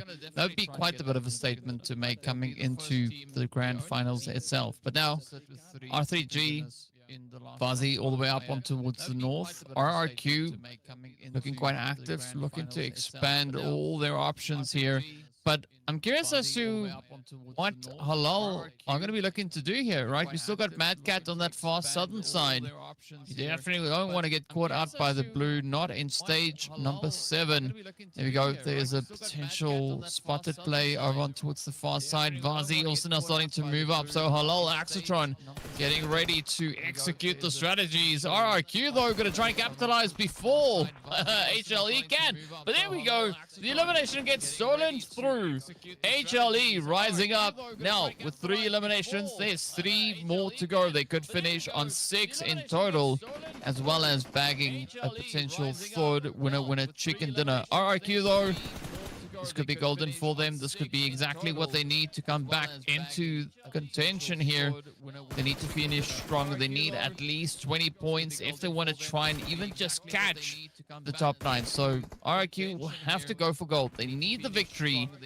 Along with the eliminations they already have, that is 20 points on board. So at the very minimum, they'll be walking away with 16 points. Let's see how many they can secure. Along with the eliminations they already have, that is... Well, they have every possible advantage if you look at it. I mean, the wraparound is going to be there. Lapar, look at his position. That is brilliant. So let's see where the zone is going to go. I think the zone is in the favor of both the teams. It's still in the center. Both the teams have their fair share inside the zone. But RRQ need to get the first knockout. Whoever takes the first knockout will probably win this fight. I mean, the advantage is going to be there after converting fight in a 2v3. RRQ, what is he looking at? That's your own teammates. Why are you not looking on your opponents? He thinks that there is someone so close, but I think there's nobody. You gotta watch out. You gotta be careful. Yeah. Not looking on your opponents. Just testing out the skills, making sure that they can still sneak up on someone, right? I mean, you don't want to sneak up on the opponent and only to realize that they've been able to see you the whole time. So rather try it on your teammate, and if they can't see you, then you know at least something's going according to plan. Now we could look at the hitman and a lot of O's prepping themselves for a bit of an altercation, a bit of an exchange here. You can see the smokes now getting sent up into center zone. Stage 9 about to hit. That is going to be absolutely chaotic. RRQ, though, getting aggressive. They rush straight on forward. Oh, quick pickup here coming in. Hitman gets the first. Lapar could get shot in the head here as 90 degree is going to be looking to just fall back. But unfortunately, turning their back on the opponents is not the way to go. No, Mad Cat is going to be the last one left to try and make a difference. Confirmation is in. Ooh, Lapar knows exactly where to send that nade. Let's see. Will this one from Mad Cat connect up? The last one left to try and make a difference. It does find a little bit of something, but damage surely not what it has landed. Oh, there we go. Mad Cat gets the trade. Lapar is down. Tries to get the confirmation. Succeeds in doing that. The 1v2 showdown. A little bit of information getting relayed there by the rest of HLE as Hitmans. Kind of just indicates where they are. Now, Mad Cat needs a little bit more health. Oh, but that nade is going to prevent quite a bit of that from happening. Now, where will they go? Only so many places left to retreat to. This could be that opportunity for a quick patch up. Or the nades, yeah, pretty focused in the smoke. Now, Mad Cat has a second chance. Are they going to be able to clutch it out? You got to watch the edge of the smoke, because that is exactly where RRQ is going to try and breach from. But they've got the zone. They know. Halal, AXETRON, Mad Cat needs to move towards them. There's no other way out of this. Absolutely, the smokes are fading away. Once the smokes fade away, it will be no more cover for Mad Cat. He's still trying to stay away from all the fight, but here comes a beautiful grenade, and RRQ will seal the deal. And with this victory, they once again sent a statement out here that RRQ is here and they are here to dominate. And they're like, we are only getting things started. But I think it's too late to get things started, but still, I mean, there's one more match. RRQ, if they perform the same way, they can definitely qualify. But with the second winner, I think RRQ will be placing themselves into the top 9. Yeah, they are definitely going to be trying to pull off that move. We'll find out soon whether or not they have done enough. As I said, they need quite a few points to contest for the top 9, right? Seeing that the barrier has been set so high, it was on 50 plus points, almost 60 points.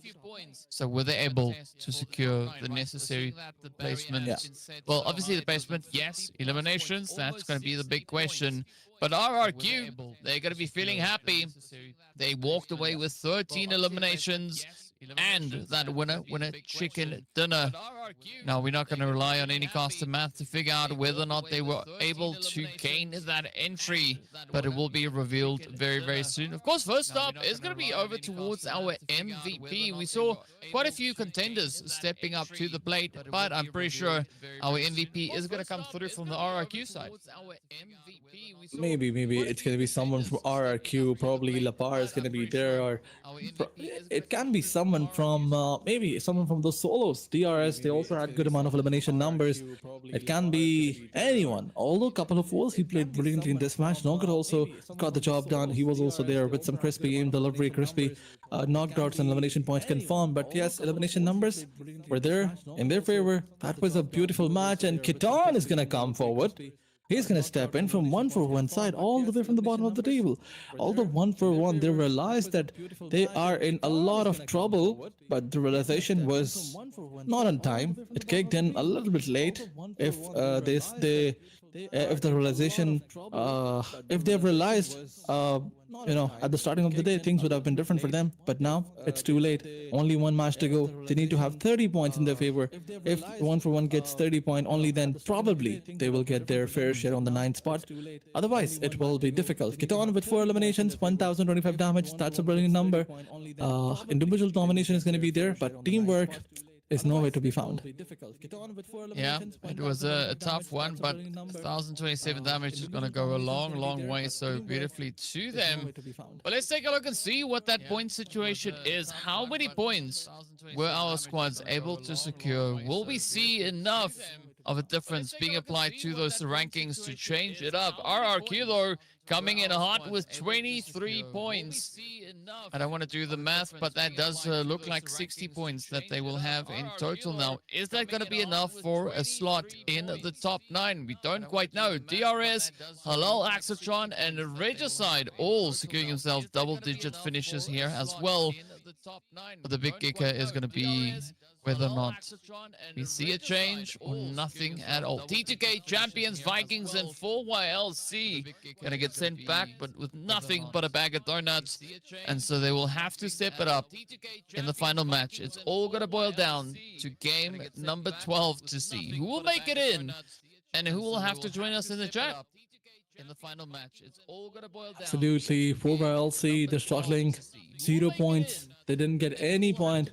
But talking about the points table, the table toppers are back. TALON Esports once again getting the first spot from Team Vampire Esports, but the difference is not quite there.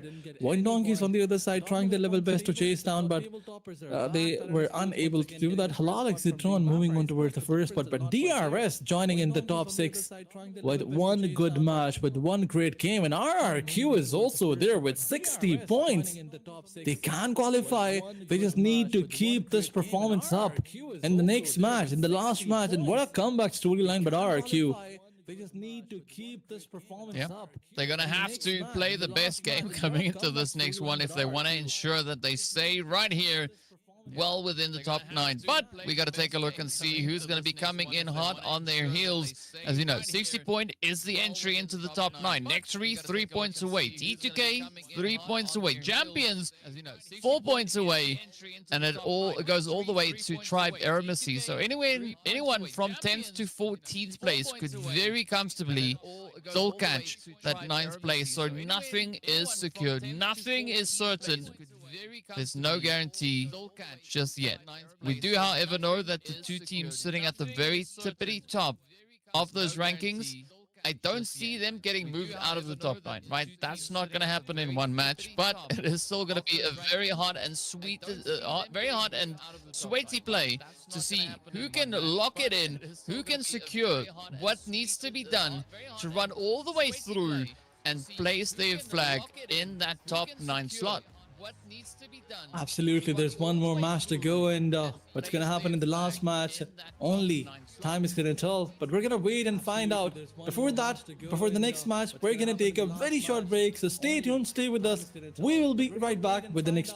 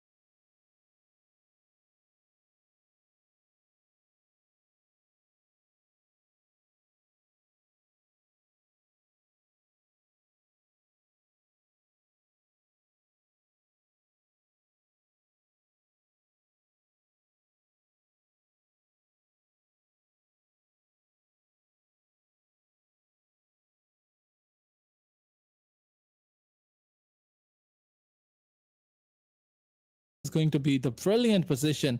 From here, he can definitely take 1 or 2 player knockout, but his position is compromised as Vikings will definitely. It's going to be the brilliant position. From here, he can definitely take 1 or 2 player knockout, but his position is compromised as Vikings will definitely. Let's see whether or not Ignis is going to be able to survive this one. Vikings holding down on the low ground. Quite a bit of mobility now here from T2K. Great opportunity for that third-party play. But will they get it though? Vikings already feeling quite confident. They got the jump in onto DRS.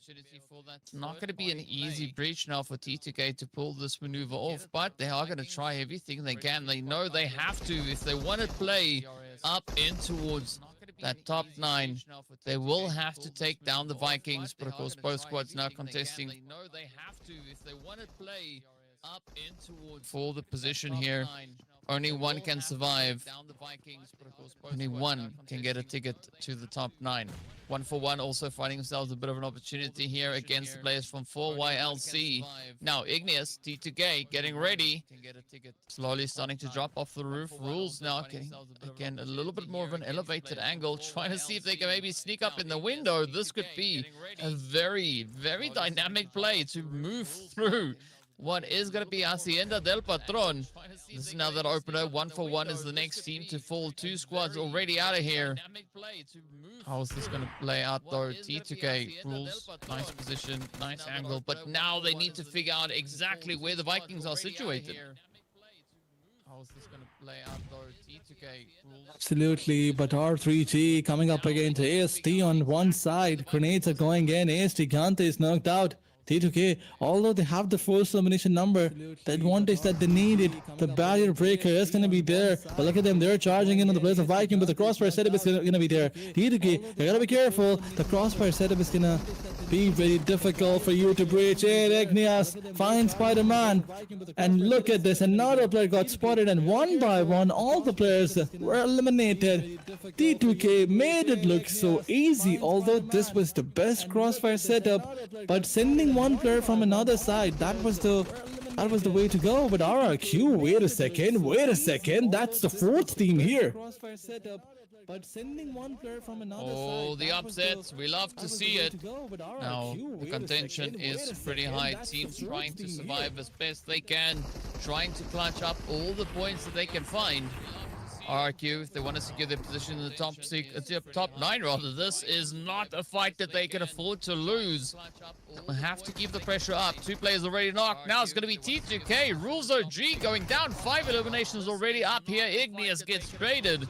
Ajay now trying to go in for even more. They get the confirmation. That is 6 to their name. RRQ going through with a full send. 2 players sending it out, and that is T2K getting their ticket punched, and we don't quite know if that was enough to move them into the top 9. Yes, they are situated there for the time being, but all will be revealed as we get into those later stages of today. The XAVIER also yet to bring a little bit of something here onto the battlefield, as well, the points they currently have is not quite enough to cut it. XAVIER also yet to bring a little bit of something here onto the absolutely, RRQ, they have 4 elimination points, enough for them to confirm the qualification. T2K, this is looking difficult for them. They have 6 elimination points, but they lost all their players. The Skyforce, they're coming up in a fight. IC5 is knocked out. Although they have 4 elimination points, Riley with the 1v4, I believe. That is brilliant by Skyforce. Skyforce is going for the revive. 4YLC is also there. 1 player surviving. How many players are there? Okay, it's the last man of 4YLC. So Skyforce, they already have 1 player eliminated. They gotta watch out. The player jumped in. The player went in. Sinchid is knocked out. Riley's gotta be careful. He can't confirm elimination point. ICY is on the back of it. It's 1v2 situation. Fearless coming up against 2 player. Sanjay is knocked out. If he sends a grenade or a Molotov, he can definitely knock 1 player down. But Fearless is going to push forward. Once again, the bullets were shot, but none of them were connecting. Fearless takes 1 more down. Is it going to be a clutch? The answer is no, because Riley answers back with some bullets, and the Uzi is going to take down Fearless. And 5th elimination point confirmation by this player alone. A 1v4 at one point in time, and then More elimination points confirmed. Riley is such a great player. He is the savior of his team. Once again, Skyforce will live to see another day, all because Riley decided to clutch. Riley decided to go all in. Well, Riley really keeping their team in the fight, so well played to them. Now, NEXORY also going to be looking to get themselves repositioned. RRQ right here alongside them, so there could be even more eliminations potentially up for grabs soon. Now, VOIN Donkey having to try and dip, duck, dive, and dodge their way through the utilities, getting sent out. Ooh, is it going to be on fire? Will they be able to put it out? Yeah, so far, so good. Nuga also having to come through with a little bit of something here, but VOIN Donkey, they are eager, they are ready, and they are determined as they find the shots, and with that, bring RRQ down to a solo. Pressure continuing to build here. But will the teams be able to survive? Will they be able to make it out in one piece? VOIN Donkey riding the edges, looking for opportunities and angles to play through. Vampire also looking to descend further and further in towards the zone. But they can't do too much of that because XAVIER is right there alongside them. You gotta watch out for Levi up top. Ooh, is that a cable that we see stretched across the top? It is indeed. So you could see a few interesting strategies getting played out here. Let's see whether or not Lazarus is going to be able to get this one going. Levi just ahead of them. Quick little peek over the ridge, but that is not enough as Lazarus instead gets dropped on down. Centaur, they're coming to move up. Ada also could bring in a little bit of that assistance. Mueller yet to be seen here, but up they come. Oh, Centaur finds one. Will they find two? No, you got to swap the weapons, but instead gets dropped. Mueller now needs to come in. They need help up at the top of the hill. I think it's over. I think it is over. A beautiful grenade goes in, but Miola, when the grenade did not connect it, he pushed forward and did a lot of damage to Dokel. Vampire Sports is gonna manage to get the last bullet connected, but wait a second. HALAL AXETRON, they found their way here for a third party. If the smoke fades away, they're gonna spot both of the players and they will probably get both confirmation. Wait a second, the bullets were fired so close to both the players and they still managed to survive. This is so lucky. I mean, Vampire, they definitely have luck to their side. They gotta find a hard cover. No way, Rizik is gonna find him. This time a third party from VOIN Donkey is gonna come in. HALAL AXETRON, VOIN Donkeys, everyone wants to eliminate Vampire Sports. Not a good thing, but is he gonna take Miola on top of that vehicle and bring him back inside the cover? The answer is gonna be a big no, because Lazarus is unable to survive when he's on this vehicle. I mean, will they be able to get it? That is one way to move your teammate, right? Just run right into them and maybe they'll be able to survive. But yep, you got to try everything available to you. Now it's going to be Hitman trying and capitalize on the angles here. Lazarus trying to get that red secured, but the angle is not as secure as they would have hoped. Oh, unfortunately, they are going to be one of only two players now left to defend their squad. Ada definitely has been contributing quite a bit of carnage for the side here of Vampire Esports. Hitman can be applying all the Overwatch pressure that they can from atop the hill. Now RRQ Nuga just there, also keeping nice and quiet up in Minas Generales. And there's a lot of angles for them, a lot of positions for them to try and hide in. But we could have Lazarus and Nuga finding each other up in Minas. Now Bandit all the way over in Graveyard. You can see Viper there, of Vampires rather, Ada just rolling up. So Ten Sky will have a little bit of heat coming in hot behind them. Absolutely, Bandit. Once again, realizing that one bad match can dethrone them, there is a potential contender on the points table up against them, and that is Team NEXORY. But if NEXORY manage to get good amount of elimination numbers, or maybe it's a contender, they can dethrone DX. They will probably not reach Team Bandit Esports. So yeah, they are in a comfortable spot. And there's no other contender alive. T2K They could have, you know, created trouble for DX, probably Team RRQ. Or maybe Team T2K is qualified because they have 6 elimination points. Wait a second. They are on the 9th spot. If NEX plays good, it will T2K who will be taken down on the points table. So that's an opportunity for Team NEX, Team C1. Not for R3G, because if they get 20 points, then maybe. Talking about some fights, Skyforce, talking about some eliminations, I see Vi is gonna get eliminated in the kill feed, or maybe he's knocked out. No, wait a second, he got eliminated. Skyforce losing their players, and now they're left with the last two. Well, let's see, maybe the sky's the limit. Who knows?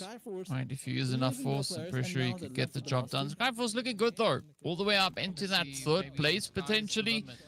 So the pressure is going to be on to see if they can make it out. Point Donkey now moving up as well. Stage 3 about to close. Stage 4 is about to hit. Just like Ada hits that rock. And this is not the point in the match where you could really afford to crash into obstacles, because you want to keep rolling. If the moment you stop, the opponent is going to look to hit and capitalize. Fortunately here for Vampires, no one really saw that happening aside from us watching here. Oh, but now it's going to be Lazarus and Ada having to try and dip and duck and dive their way through. New player from R3G up on the hill, looking to drive it in. But here we go. 9 teams remain. Could still swing either which way. Bandit now taking a little bit of damage there as well. NEXORY, the only squad currently out in the blue, managing to get themselves just out of that. But where will they rotate towards the next? Because again, the zone looking to be quite challenging here. Absolutely, but for now, I think Team HALAL AXETRON, they are inside the zone. They don't need to move from here. They have the best area for themselves. Miramar and Relays is the area where all the teams are coming in. It's the point of contention where RRQ, Slow Close, VIPERxKO, they are also here, the 2 players. Vampire wants to dethrone Team TALON Esports, and they have possibly done it. You know, after the points table will be there, we'll see VIPERxKO dominating. This Father's Day, give Dad a Snapfish photo gift you'll love. Go to snapfish.com.au. The last chance, it's VIPERxKO, yay! But Skyforce, slowly and steadily, they're also trying to climb up. VOIN Donkey is trying to break this angle. Where are they going to push? Are they going to charge? You know, any team. So it's going to be that team. They're using the rod networks, which is going to be a little bit difficult. VOIN Donkeys, HALAL AXETRON is going to be there, and they're going to charge in. 2 players knocked out. What? Not a way to go. Not a way to go. VOIN Donkeys, what an absolute blunder by them. They got eliminated, all 4 players, by the hands of HALAL AXETRON. What a defense by them, and what a stupid move by VOIN Donkeys. By the hands of HALAL AXETRON. Yeah, I don't know what they're doing. Maybe they were just like, yeah, let's give some points to HALAL, because why not? It's not like HALAL needs the points, right? They are, however, tied with Skyforce, both squads sitting on 76 points and 5 eliminations. But as was VOIN Donkey, also sitting on those 76 points, right? So a very contentious play coming through into this game here. Now, NEXORY, if the stars align and everything works out in their favor, this could potentially be them gaining entry into that top 9. Same could be said for Champion Esports, but it's still going to be a very tough play for either side. Now, HALAL, good possession here, good control. No one contesting anything just yet. But all they got to do is keep that awareness, continue to look for an angle. And maybe they could find it. I like what Vampires are doing though. Ada and Lazarus starting to move up, looking for more and more of an opportunity. But RRQ Nuga still going to be hugging the top of that mountain. RRQ knows they need the points, right? They have not been secured in the top 9 whatsoever. They've got 4 eliminations, but they only started this game with 61 points. And that was barely enough to get them up into the top 9, so they will have to play yet another amazing game like they did in the previous match. But it's a pretty tall order, expecting all of that off of a solo. While the circle is closing in, all the teams who are in the Miramar race, they're trying to, you know, give the chip damage to each other. Maybe they will get knocked out, a player knocked out, but they can still not push because you cannot leave your compounds in such an area Even if you manage to knock one player, sometimes even after two players knocked out, you're like, if we go out, someone's in a third party on us. Because there are some teams on the back of this Minas Ras Hill, and that team is RRQ, and we know that RRQ will never shy away from getting those elimination points confirmed. Vampire Sports, 2 players standing, HLE, 3-man standing, 90-degree got eliminated. But Team Vampire, will they move forward in trying to confirm more elimination points? The circle is still here, the edges are here, RRQ is still playing on the edges.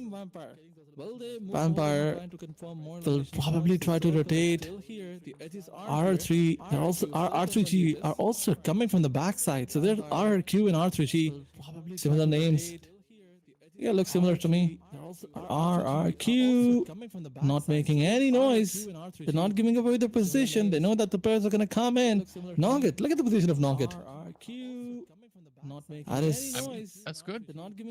yeah, that's good. But the circle moves forward. It is not gonna be good anymore. Yes, that's a heighted angle. You can do a third party if someone tries to move. But if no one tries to move and the zone moves, then it will be difficult for you to survive here. But NEXORY, another match, another good amount of elimination numbers. But they gotta move inside the zone. The sprays are coming in. They'll manage to be on that, on this. How do we say? Crater. The crater, yeah, the crater field. But these compounds, they're. I don't know what happened to these compounds. Maybe somebody bombed it. I don't know. Yeah. All of them are. When the plane hit, it all went boom, right? Yeah. Okay. Abandoned plane area, plane site. Never mind. Actually, Sports is here, and they are being gatekept by Bandit Esports, and Bandit. We all know that they love to get elimination points. They're not gonna fall back. Yeah, I mean, they sit on 70 points at least for the time being. So let's see, are they going to maybe try and make it more? For NEXORY, it's not a fight they can afford to lose, right? If they want to play for the top, if they want to play for the top 9, they're going to have to survive this. The same can be said for Champions, which are about to receive the Bandits. There we go, the shot's starting to fly in. Now, if Bandits go down, or not Bandits rather, if Champions go down, that puts a little bit of, that relieves a little bit of pressure rather here for NEXORY. But NEXORY will have to make it well into those late stages of the game. They are going to try and potentially chase RRQ's points. But now Bandit and Champions Esports, up they come. The exchange is there, a bit of a back and forth. Bandit now trying to play it, but unfortunately Puzzle gets picked up. Vans, good off angle here. Okia up on the front line. Can they get BLUZZ? Yes, they can. The shot is in. Quite a few players now from Champions have already fallen. But we can see Kino and Atomic still in it. Not going to be backing down just yet. Just riding on the edges there. Let's see whether or not Kino can maybe clutch it out. Van's going to look to rotate up as well to strengthen the defenses they have here. But this opens up the opportunity now for NEXORY to come in with their own contribution to the carnage. Kino looking up the nade. Is it going to find anything? You got to be quick because you can see that we have R3G in the back as well. Champions, down they go. 8th place finish for the match, but not enough points. Currently sitting on 59 in total. Now, this is the opportunity for NEXORY. The XAVIER just a few points ahead of them. NEXORY need only 1 point, and they will be getting that one coming through from placement. So if they can ride it out here, they could be walking away with the top 9 finish. R3G, unless they get the winner chicken dinner, there's no way of them coming close to that top 9 finish. I think they need to have some good elimination points as well. If they get 15 or 12 elimination points, maybe then there are some hopes, but look at this Bandit trying to move inside the zone. NEXORY trying to stop them, but both the teams are outside the zone. Both the teams need to focus on getting into the zone first and then try to get those elimination points. But in the meantime, RRQ gets eliminated. RRQ, fortunately, they are in the top 8, top 9. Bandit, one of the players was knocked out. Venice needs to be revived. Vampire also wants to join the party. Although the zone is so close to Bandit TenSky, but TenSky is going to find luck. He's going to take him down. Demo is the last one standing in the back of it. Revival is going to come in, but Vanes was on a buggy. Demo OG will find him. A grenade is gonna find Demo OG too. He's low on HP. He doesn't have the play area. Revival cannot come in. The position is revealed. Grenades are going back and forth from both the side of Team Bandit Sports. But wait a second. Next, Demo OG will find him beautifully. I thought it's a third party, but no, it was Demo OG. A 1v1 fight between Demo OG versus Hokia. Hokia has a shotgun. And look at Demo OG. We've seen him doing wonders with the shotgun. But this time, Hokia will seal the deal and Vampire will come from the backside. What a jiggle from him. It gave enough time to Vampire supposed to come and do a third party, but they will just eliminate everyone. But what was that? Was he not shooting on purpose, or is it button glitch? I don't know. But he was going absolutely crazy. It went from a jiggle to a wiggle into a maybe I should start dancing, right? So yeah, good evasive maneuvers, but couldn't evade the spray coming through from Vampire Esports, who now sit on a very comfortable 7 elims. And here we go, right? The final 4 squads remain. It's going to be HALAL, AXETRON, looking glorious with 6 elims. R3G with 4. You said they need about 15, so they need 9. And unfortunately, there's only 6 players left. So not quite sure how they're going to be able to get up onto 15 eliminations. But either which way, they will have to try if they want to get anywhere close. The pressure so thick you can cut it with a toothpick. Now, Ada trying to get out of harm's way as a 6-9 lets it loose.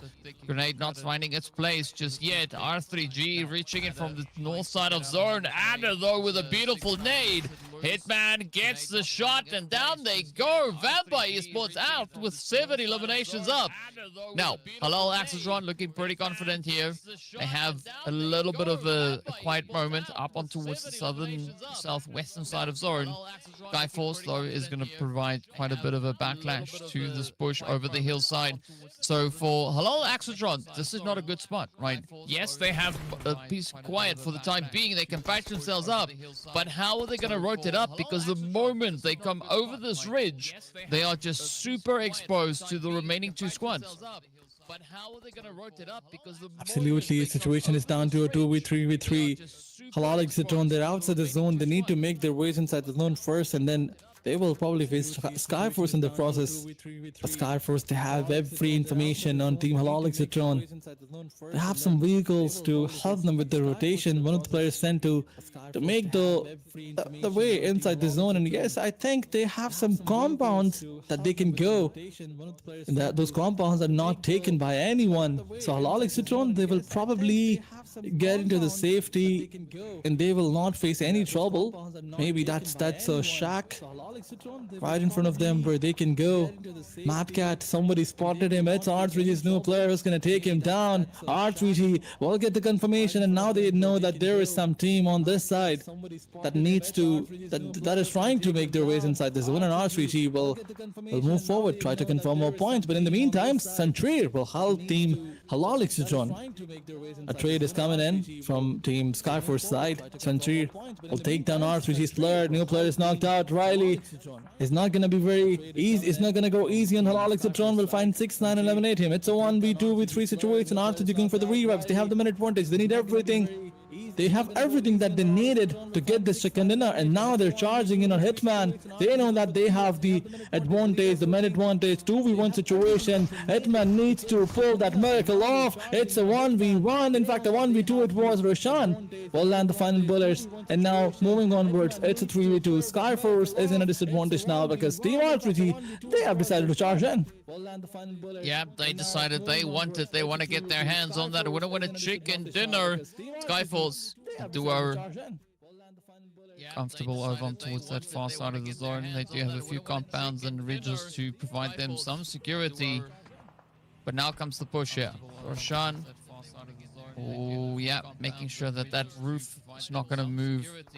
Moment it drifts to the side, the shots will be right in there.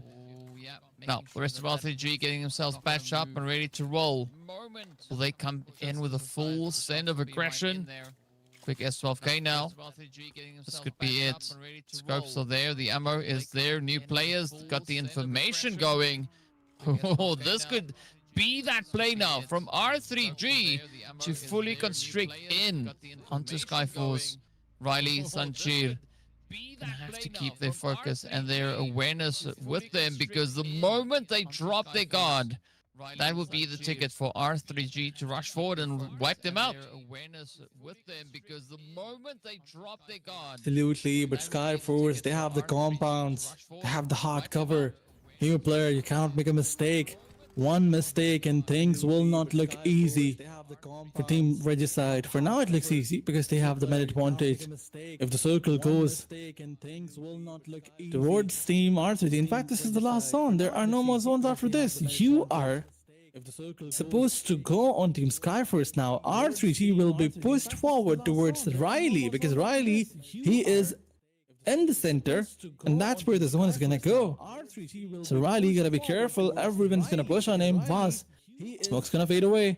Position is gonna be revealed. He is hiding behind a boulder. Roshan has no clue. He's gonna get punished. Spray was there, but the punishment was not quite there. Now the position is revealed. Roshan is coming with a grenade. VOIN on the back of it, trying to use this vehicle. That's a mistake. That's a mistake. But once again, Riley, the capitalization is not gonna be there. VOIN is gonna go all in once again because he wants Roshan to have enough time to throw a grenade. And VOIN is breaching the compound now. It's not looking good. R3G is charging in. VOIN is in the same compound. Riley wants to get this 1v1. He wants to be done with. He wants to deal with VOIN, and he dealt with VOIN beautifully. Now back to a 2v2. 7 elimination points in the backpack of Skyforce, all by Riley. All eliminations confirmation by Riley. This is brilliant by this one solo player. What an absolute menace this guy is. Roshan and new player, the last two players, and let's see if Riley can deal with them. Yeah, some pretty high expectations coming through here now. Oh, look at this. Riley, the nade is out. Oh, the angle is in. Come on, Roshan pushing forward, looking to clutch it up.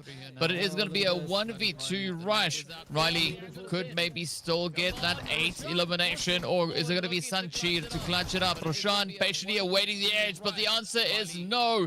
The play is in. The winner chicken dinner is going straight over, and it will not come into the hands there of R3G. They tried everything they could, but they just couldn't close it up enough. And it will not come into Absolutely, but what a play by Riley. What a gameplay by this lad. In the last moments, he took 2 players down. The advantage was quite there with R3G, but you know, there's one advantage Team Skyforce had, and that is Riley. Having Riley on your team, it's an utmost advantage that you have in your favor. And that man clutched on every team out there. In every situation, he was the savior, and he's the reason why his team got the chicken dinner. Skyforce looking more good than ever. For Team R3G, they had some hopes. They wanted to qualify, but they came late.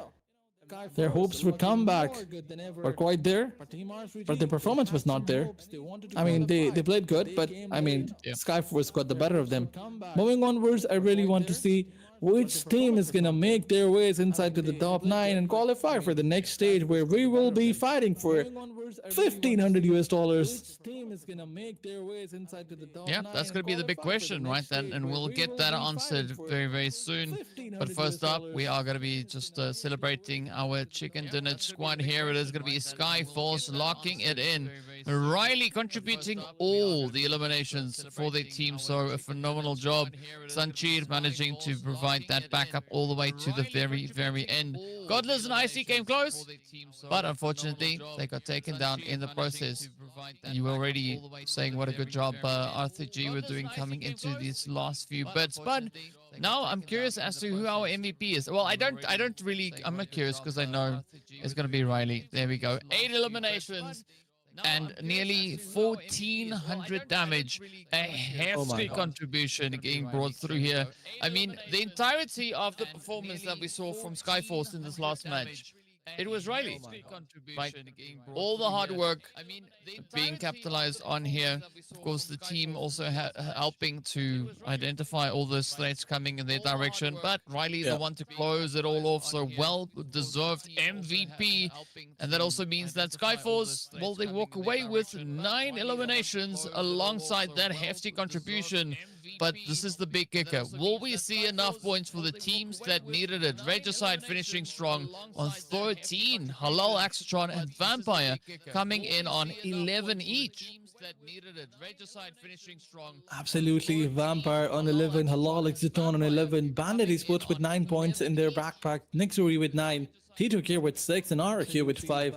RQ, they managed to, make a comeback on the points table, and that's the reason why they're going to qualify, I believe. They had a very comfortable spot before this match when they got a chicken winner.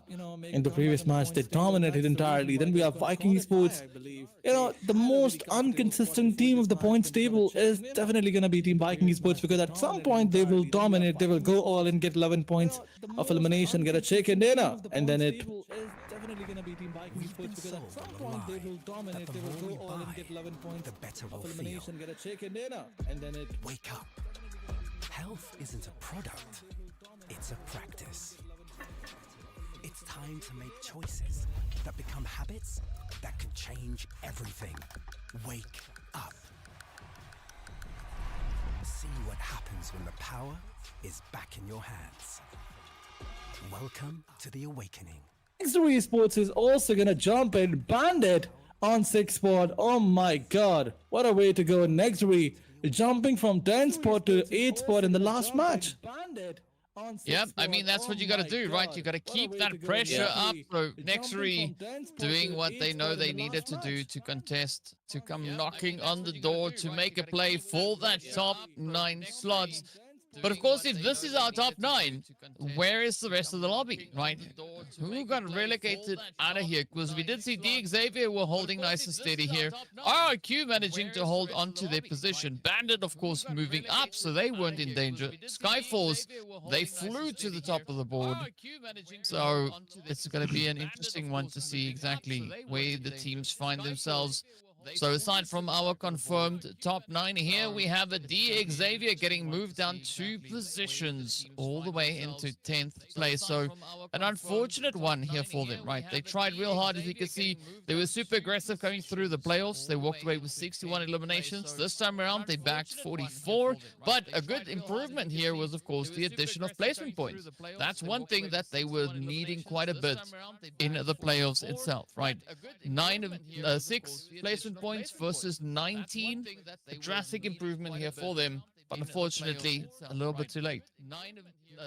I mean, the consistent performance was not there by Dingo's side. They were playing good matches, but in some matches when they were getting eliminated early on, that's where the problem started. But D2K, another team who performed brilliantly, but the consistency was not there, was not quite there. Champions Esports, their start was bad. We can say the starting few matches, they were not performing up to that mark. Yes, in the last few matches, they did perform well. They did good elimination points, placement points were also there. They were surviving. They were getting into the last zones. But I think they need to work a little bit more on the first few matches of any other tournament. Viking Esports, once again, 11 placement points, 47 eliminations.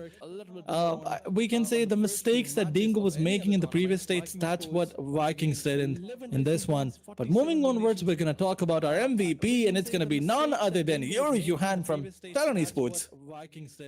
In this one. Yep, there we go, coming in clutch with 20 eliminations and almost 4,000 damage. Sunshade picking up 18 elims total with a very hefty contribution there with the damage. 22 knockouts though, so very, very strong position to be in. We got Razak also then coming in hot here with 16 elims and 3,800 damage alongside Lamborghini. That has been revving it up. The most eliminations, 21, but only sitting with the 3,800 damage. So still some very impressive statistics to come through here from them. 18 knockouts, as we can see, for Razak and Lambo. And then, of course, Sanchir and Yoro sitting with more than 20 apiece. So, yep, very aggressive contributions, but that's what we love to see. Players and teams getting as aggressive as they can. And here we have it. No single team today getting more than one victory or more than one winner chicken dinner.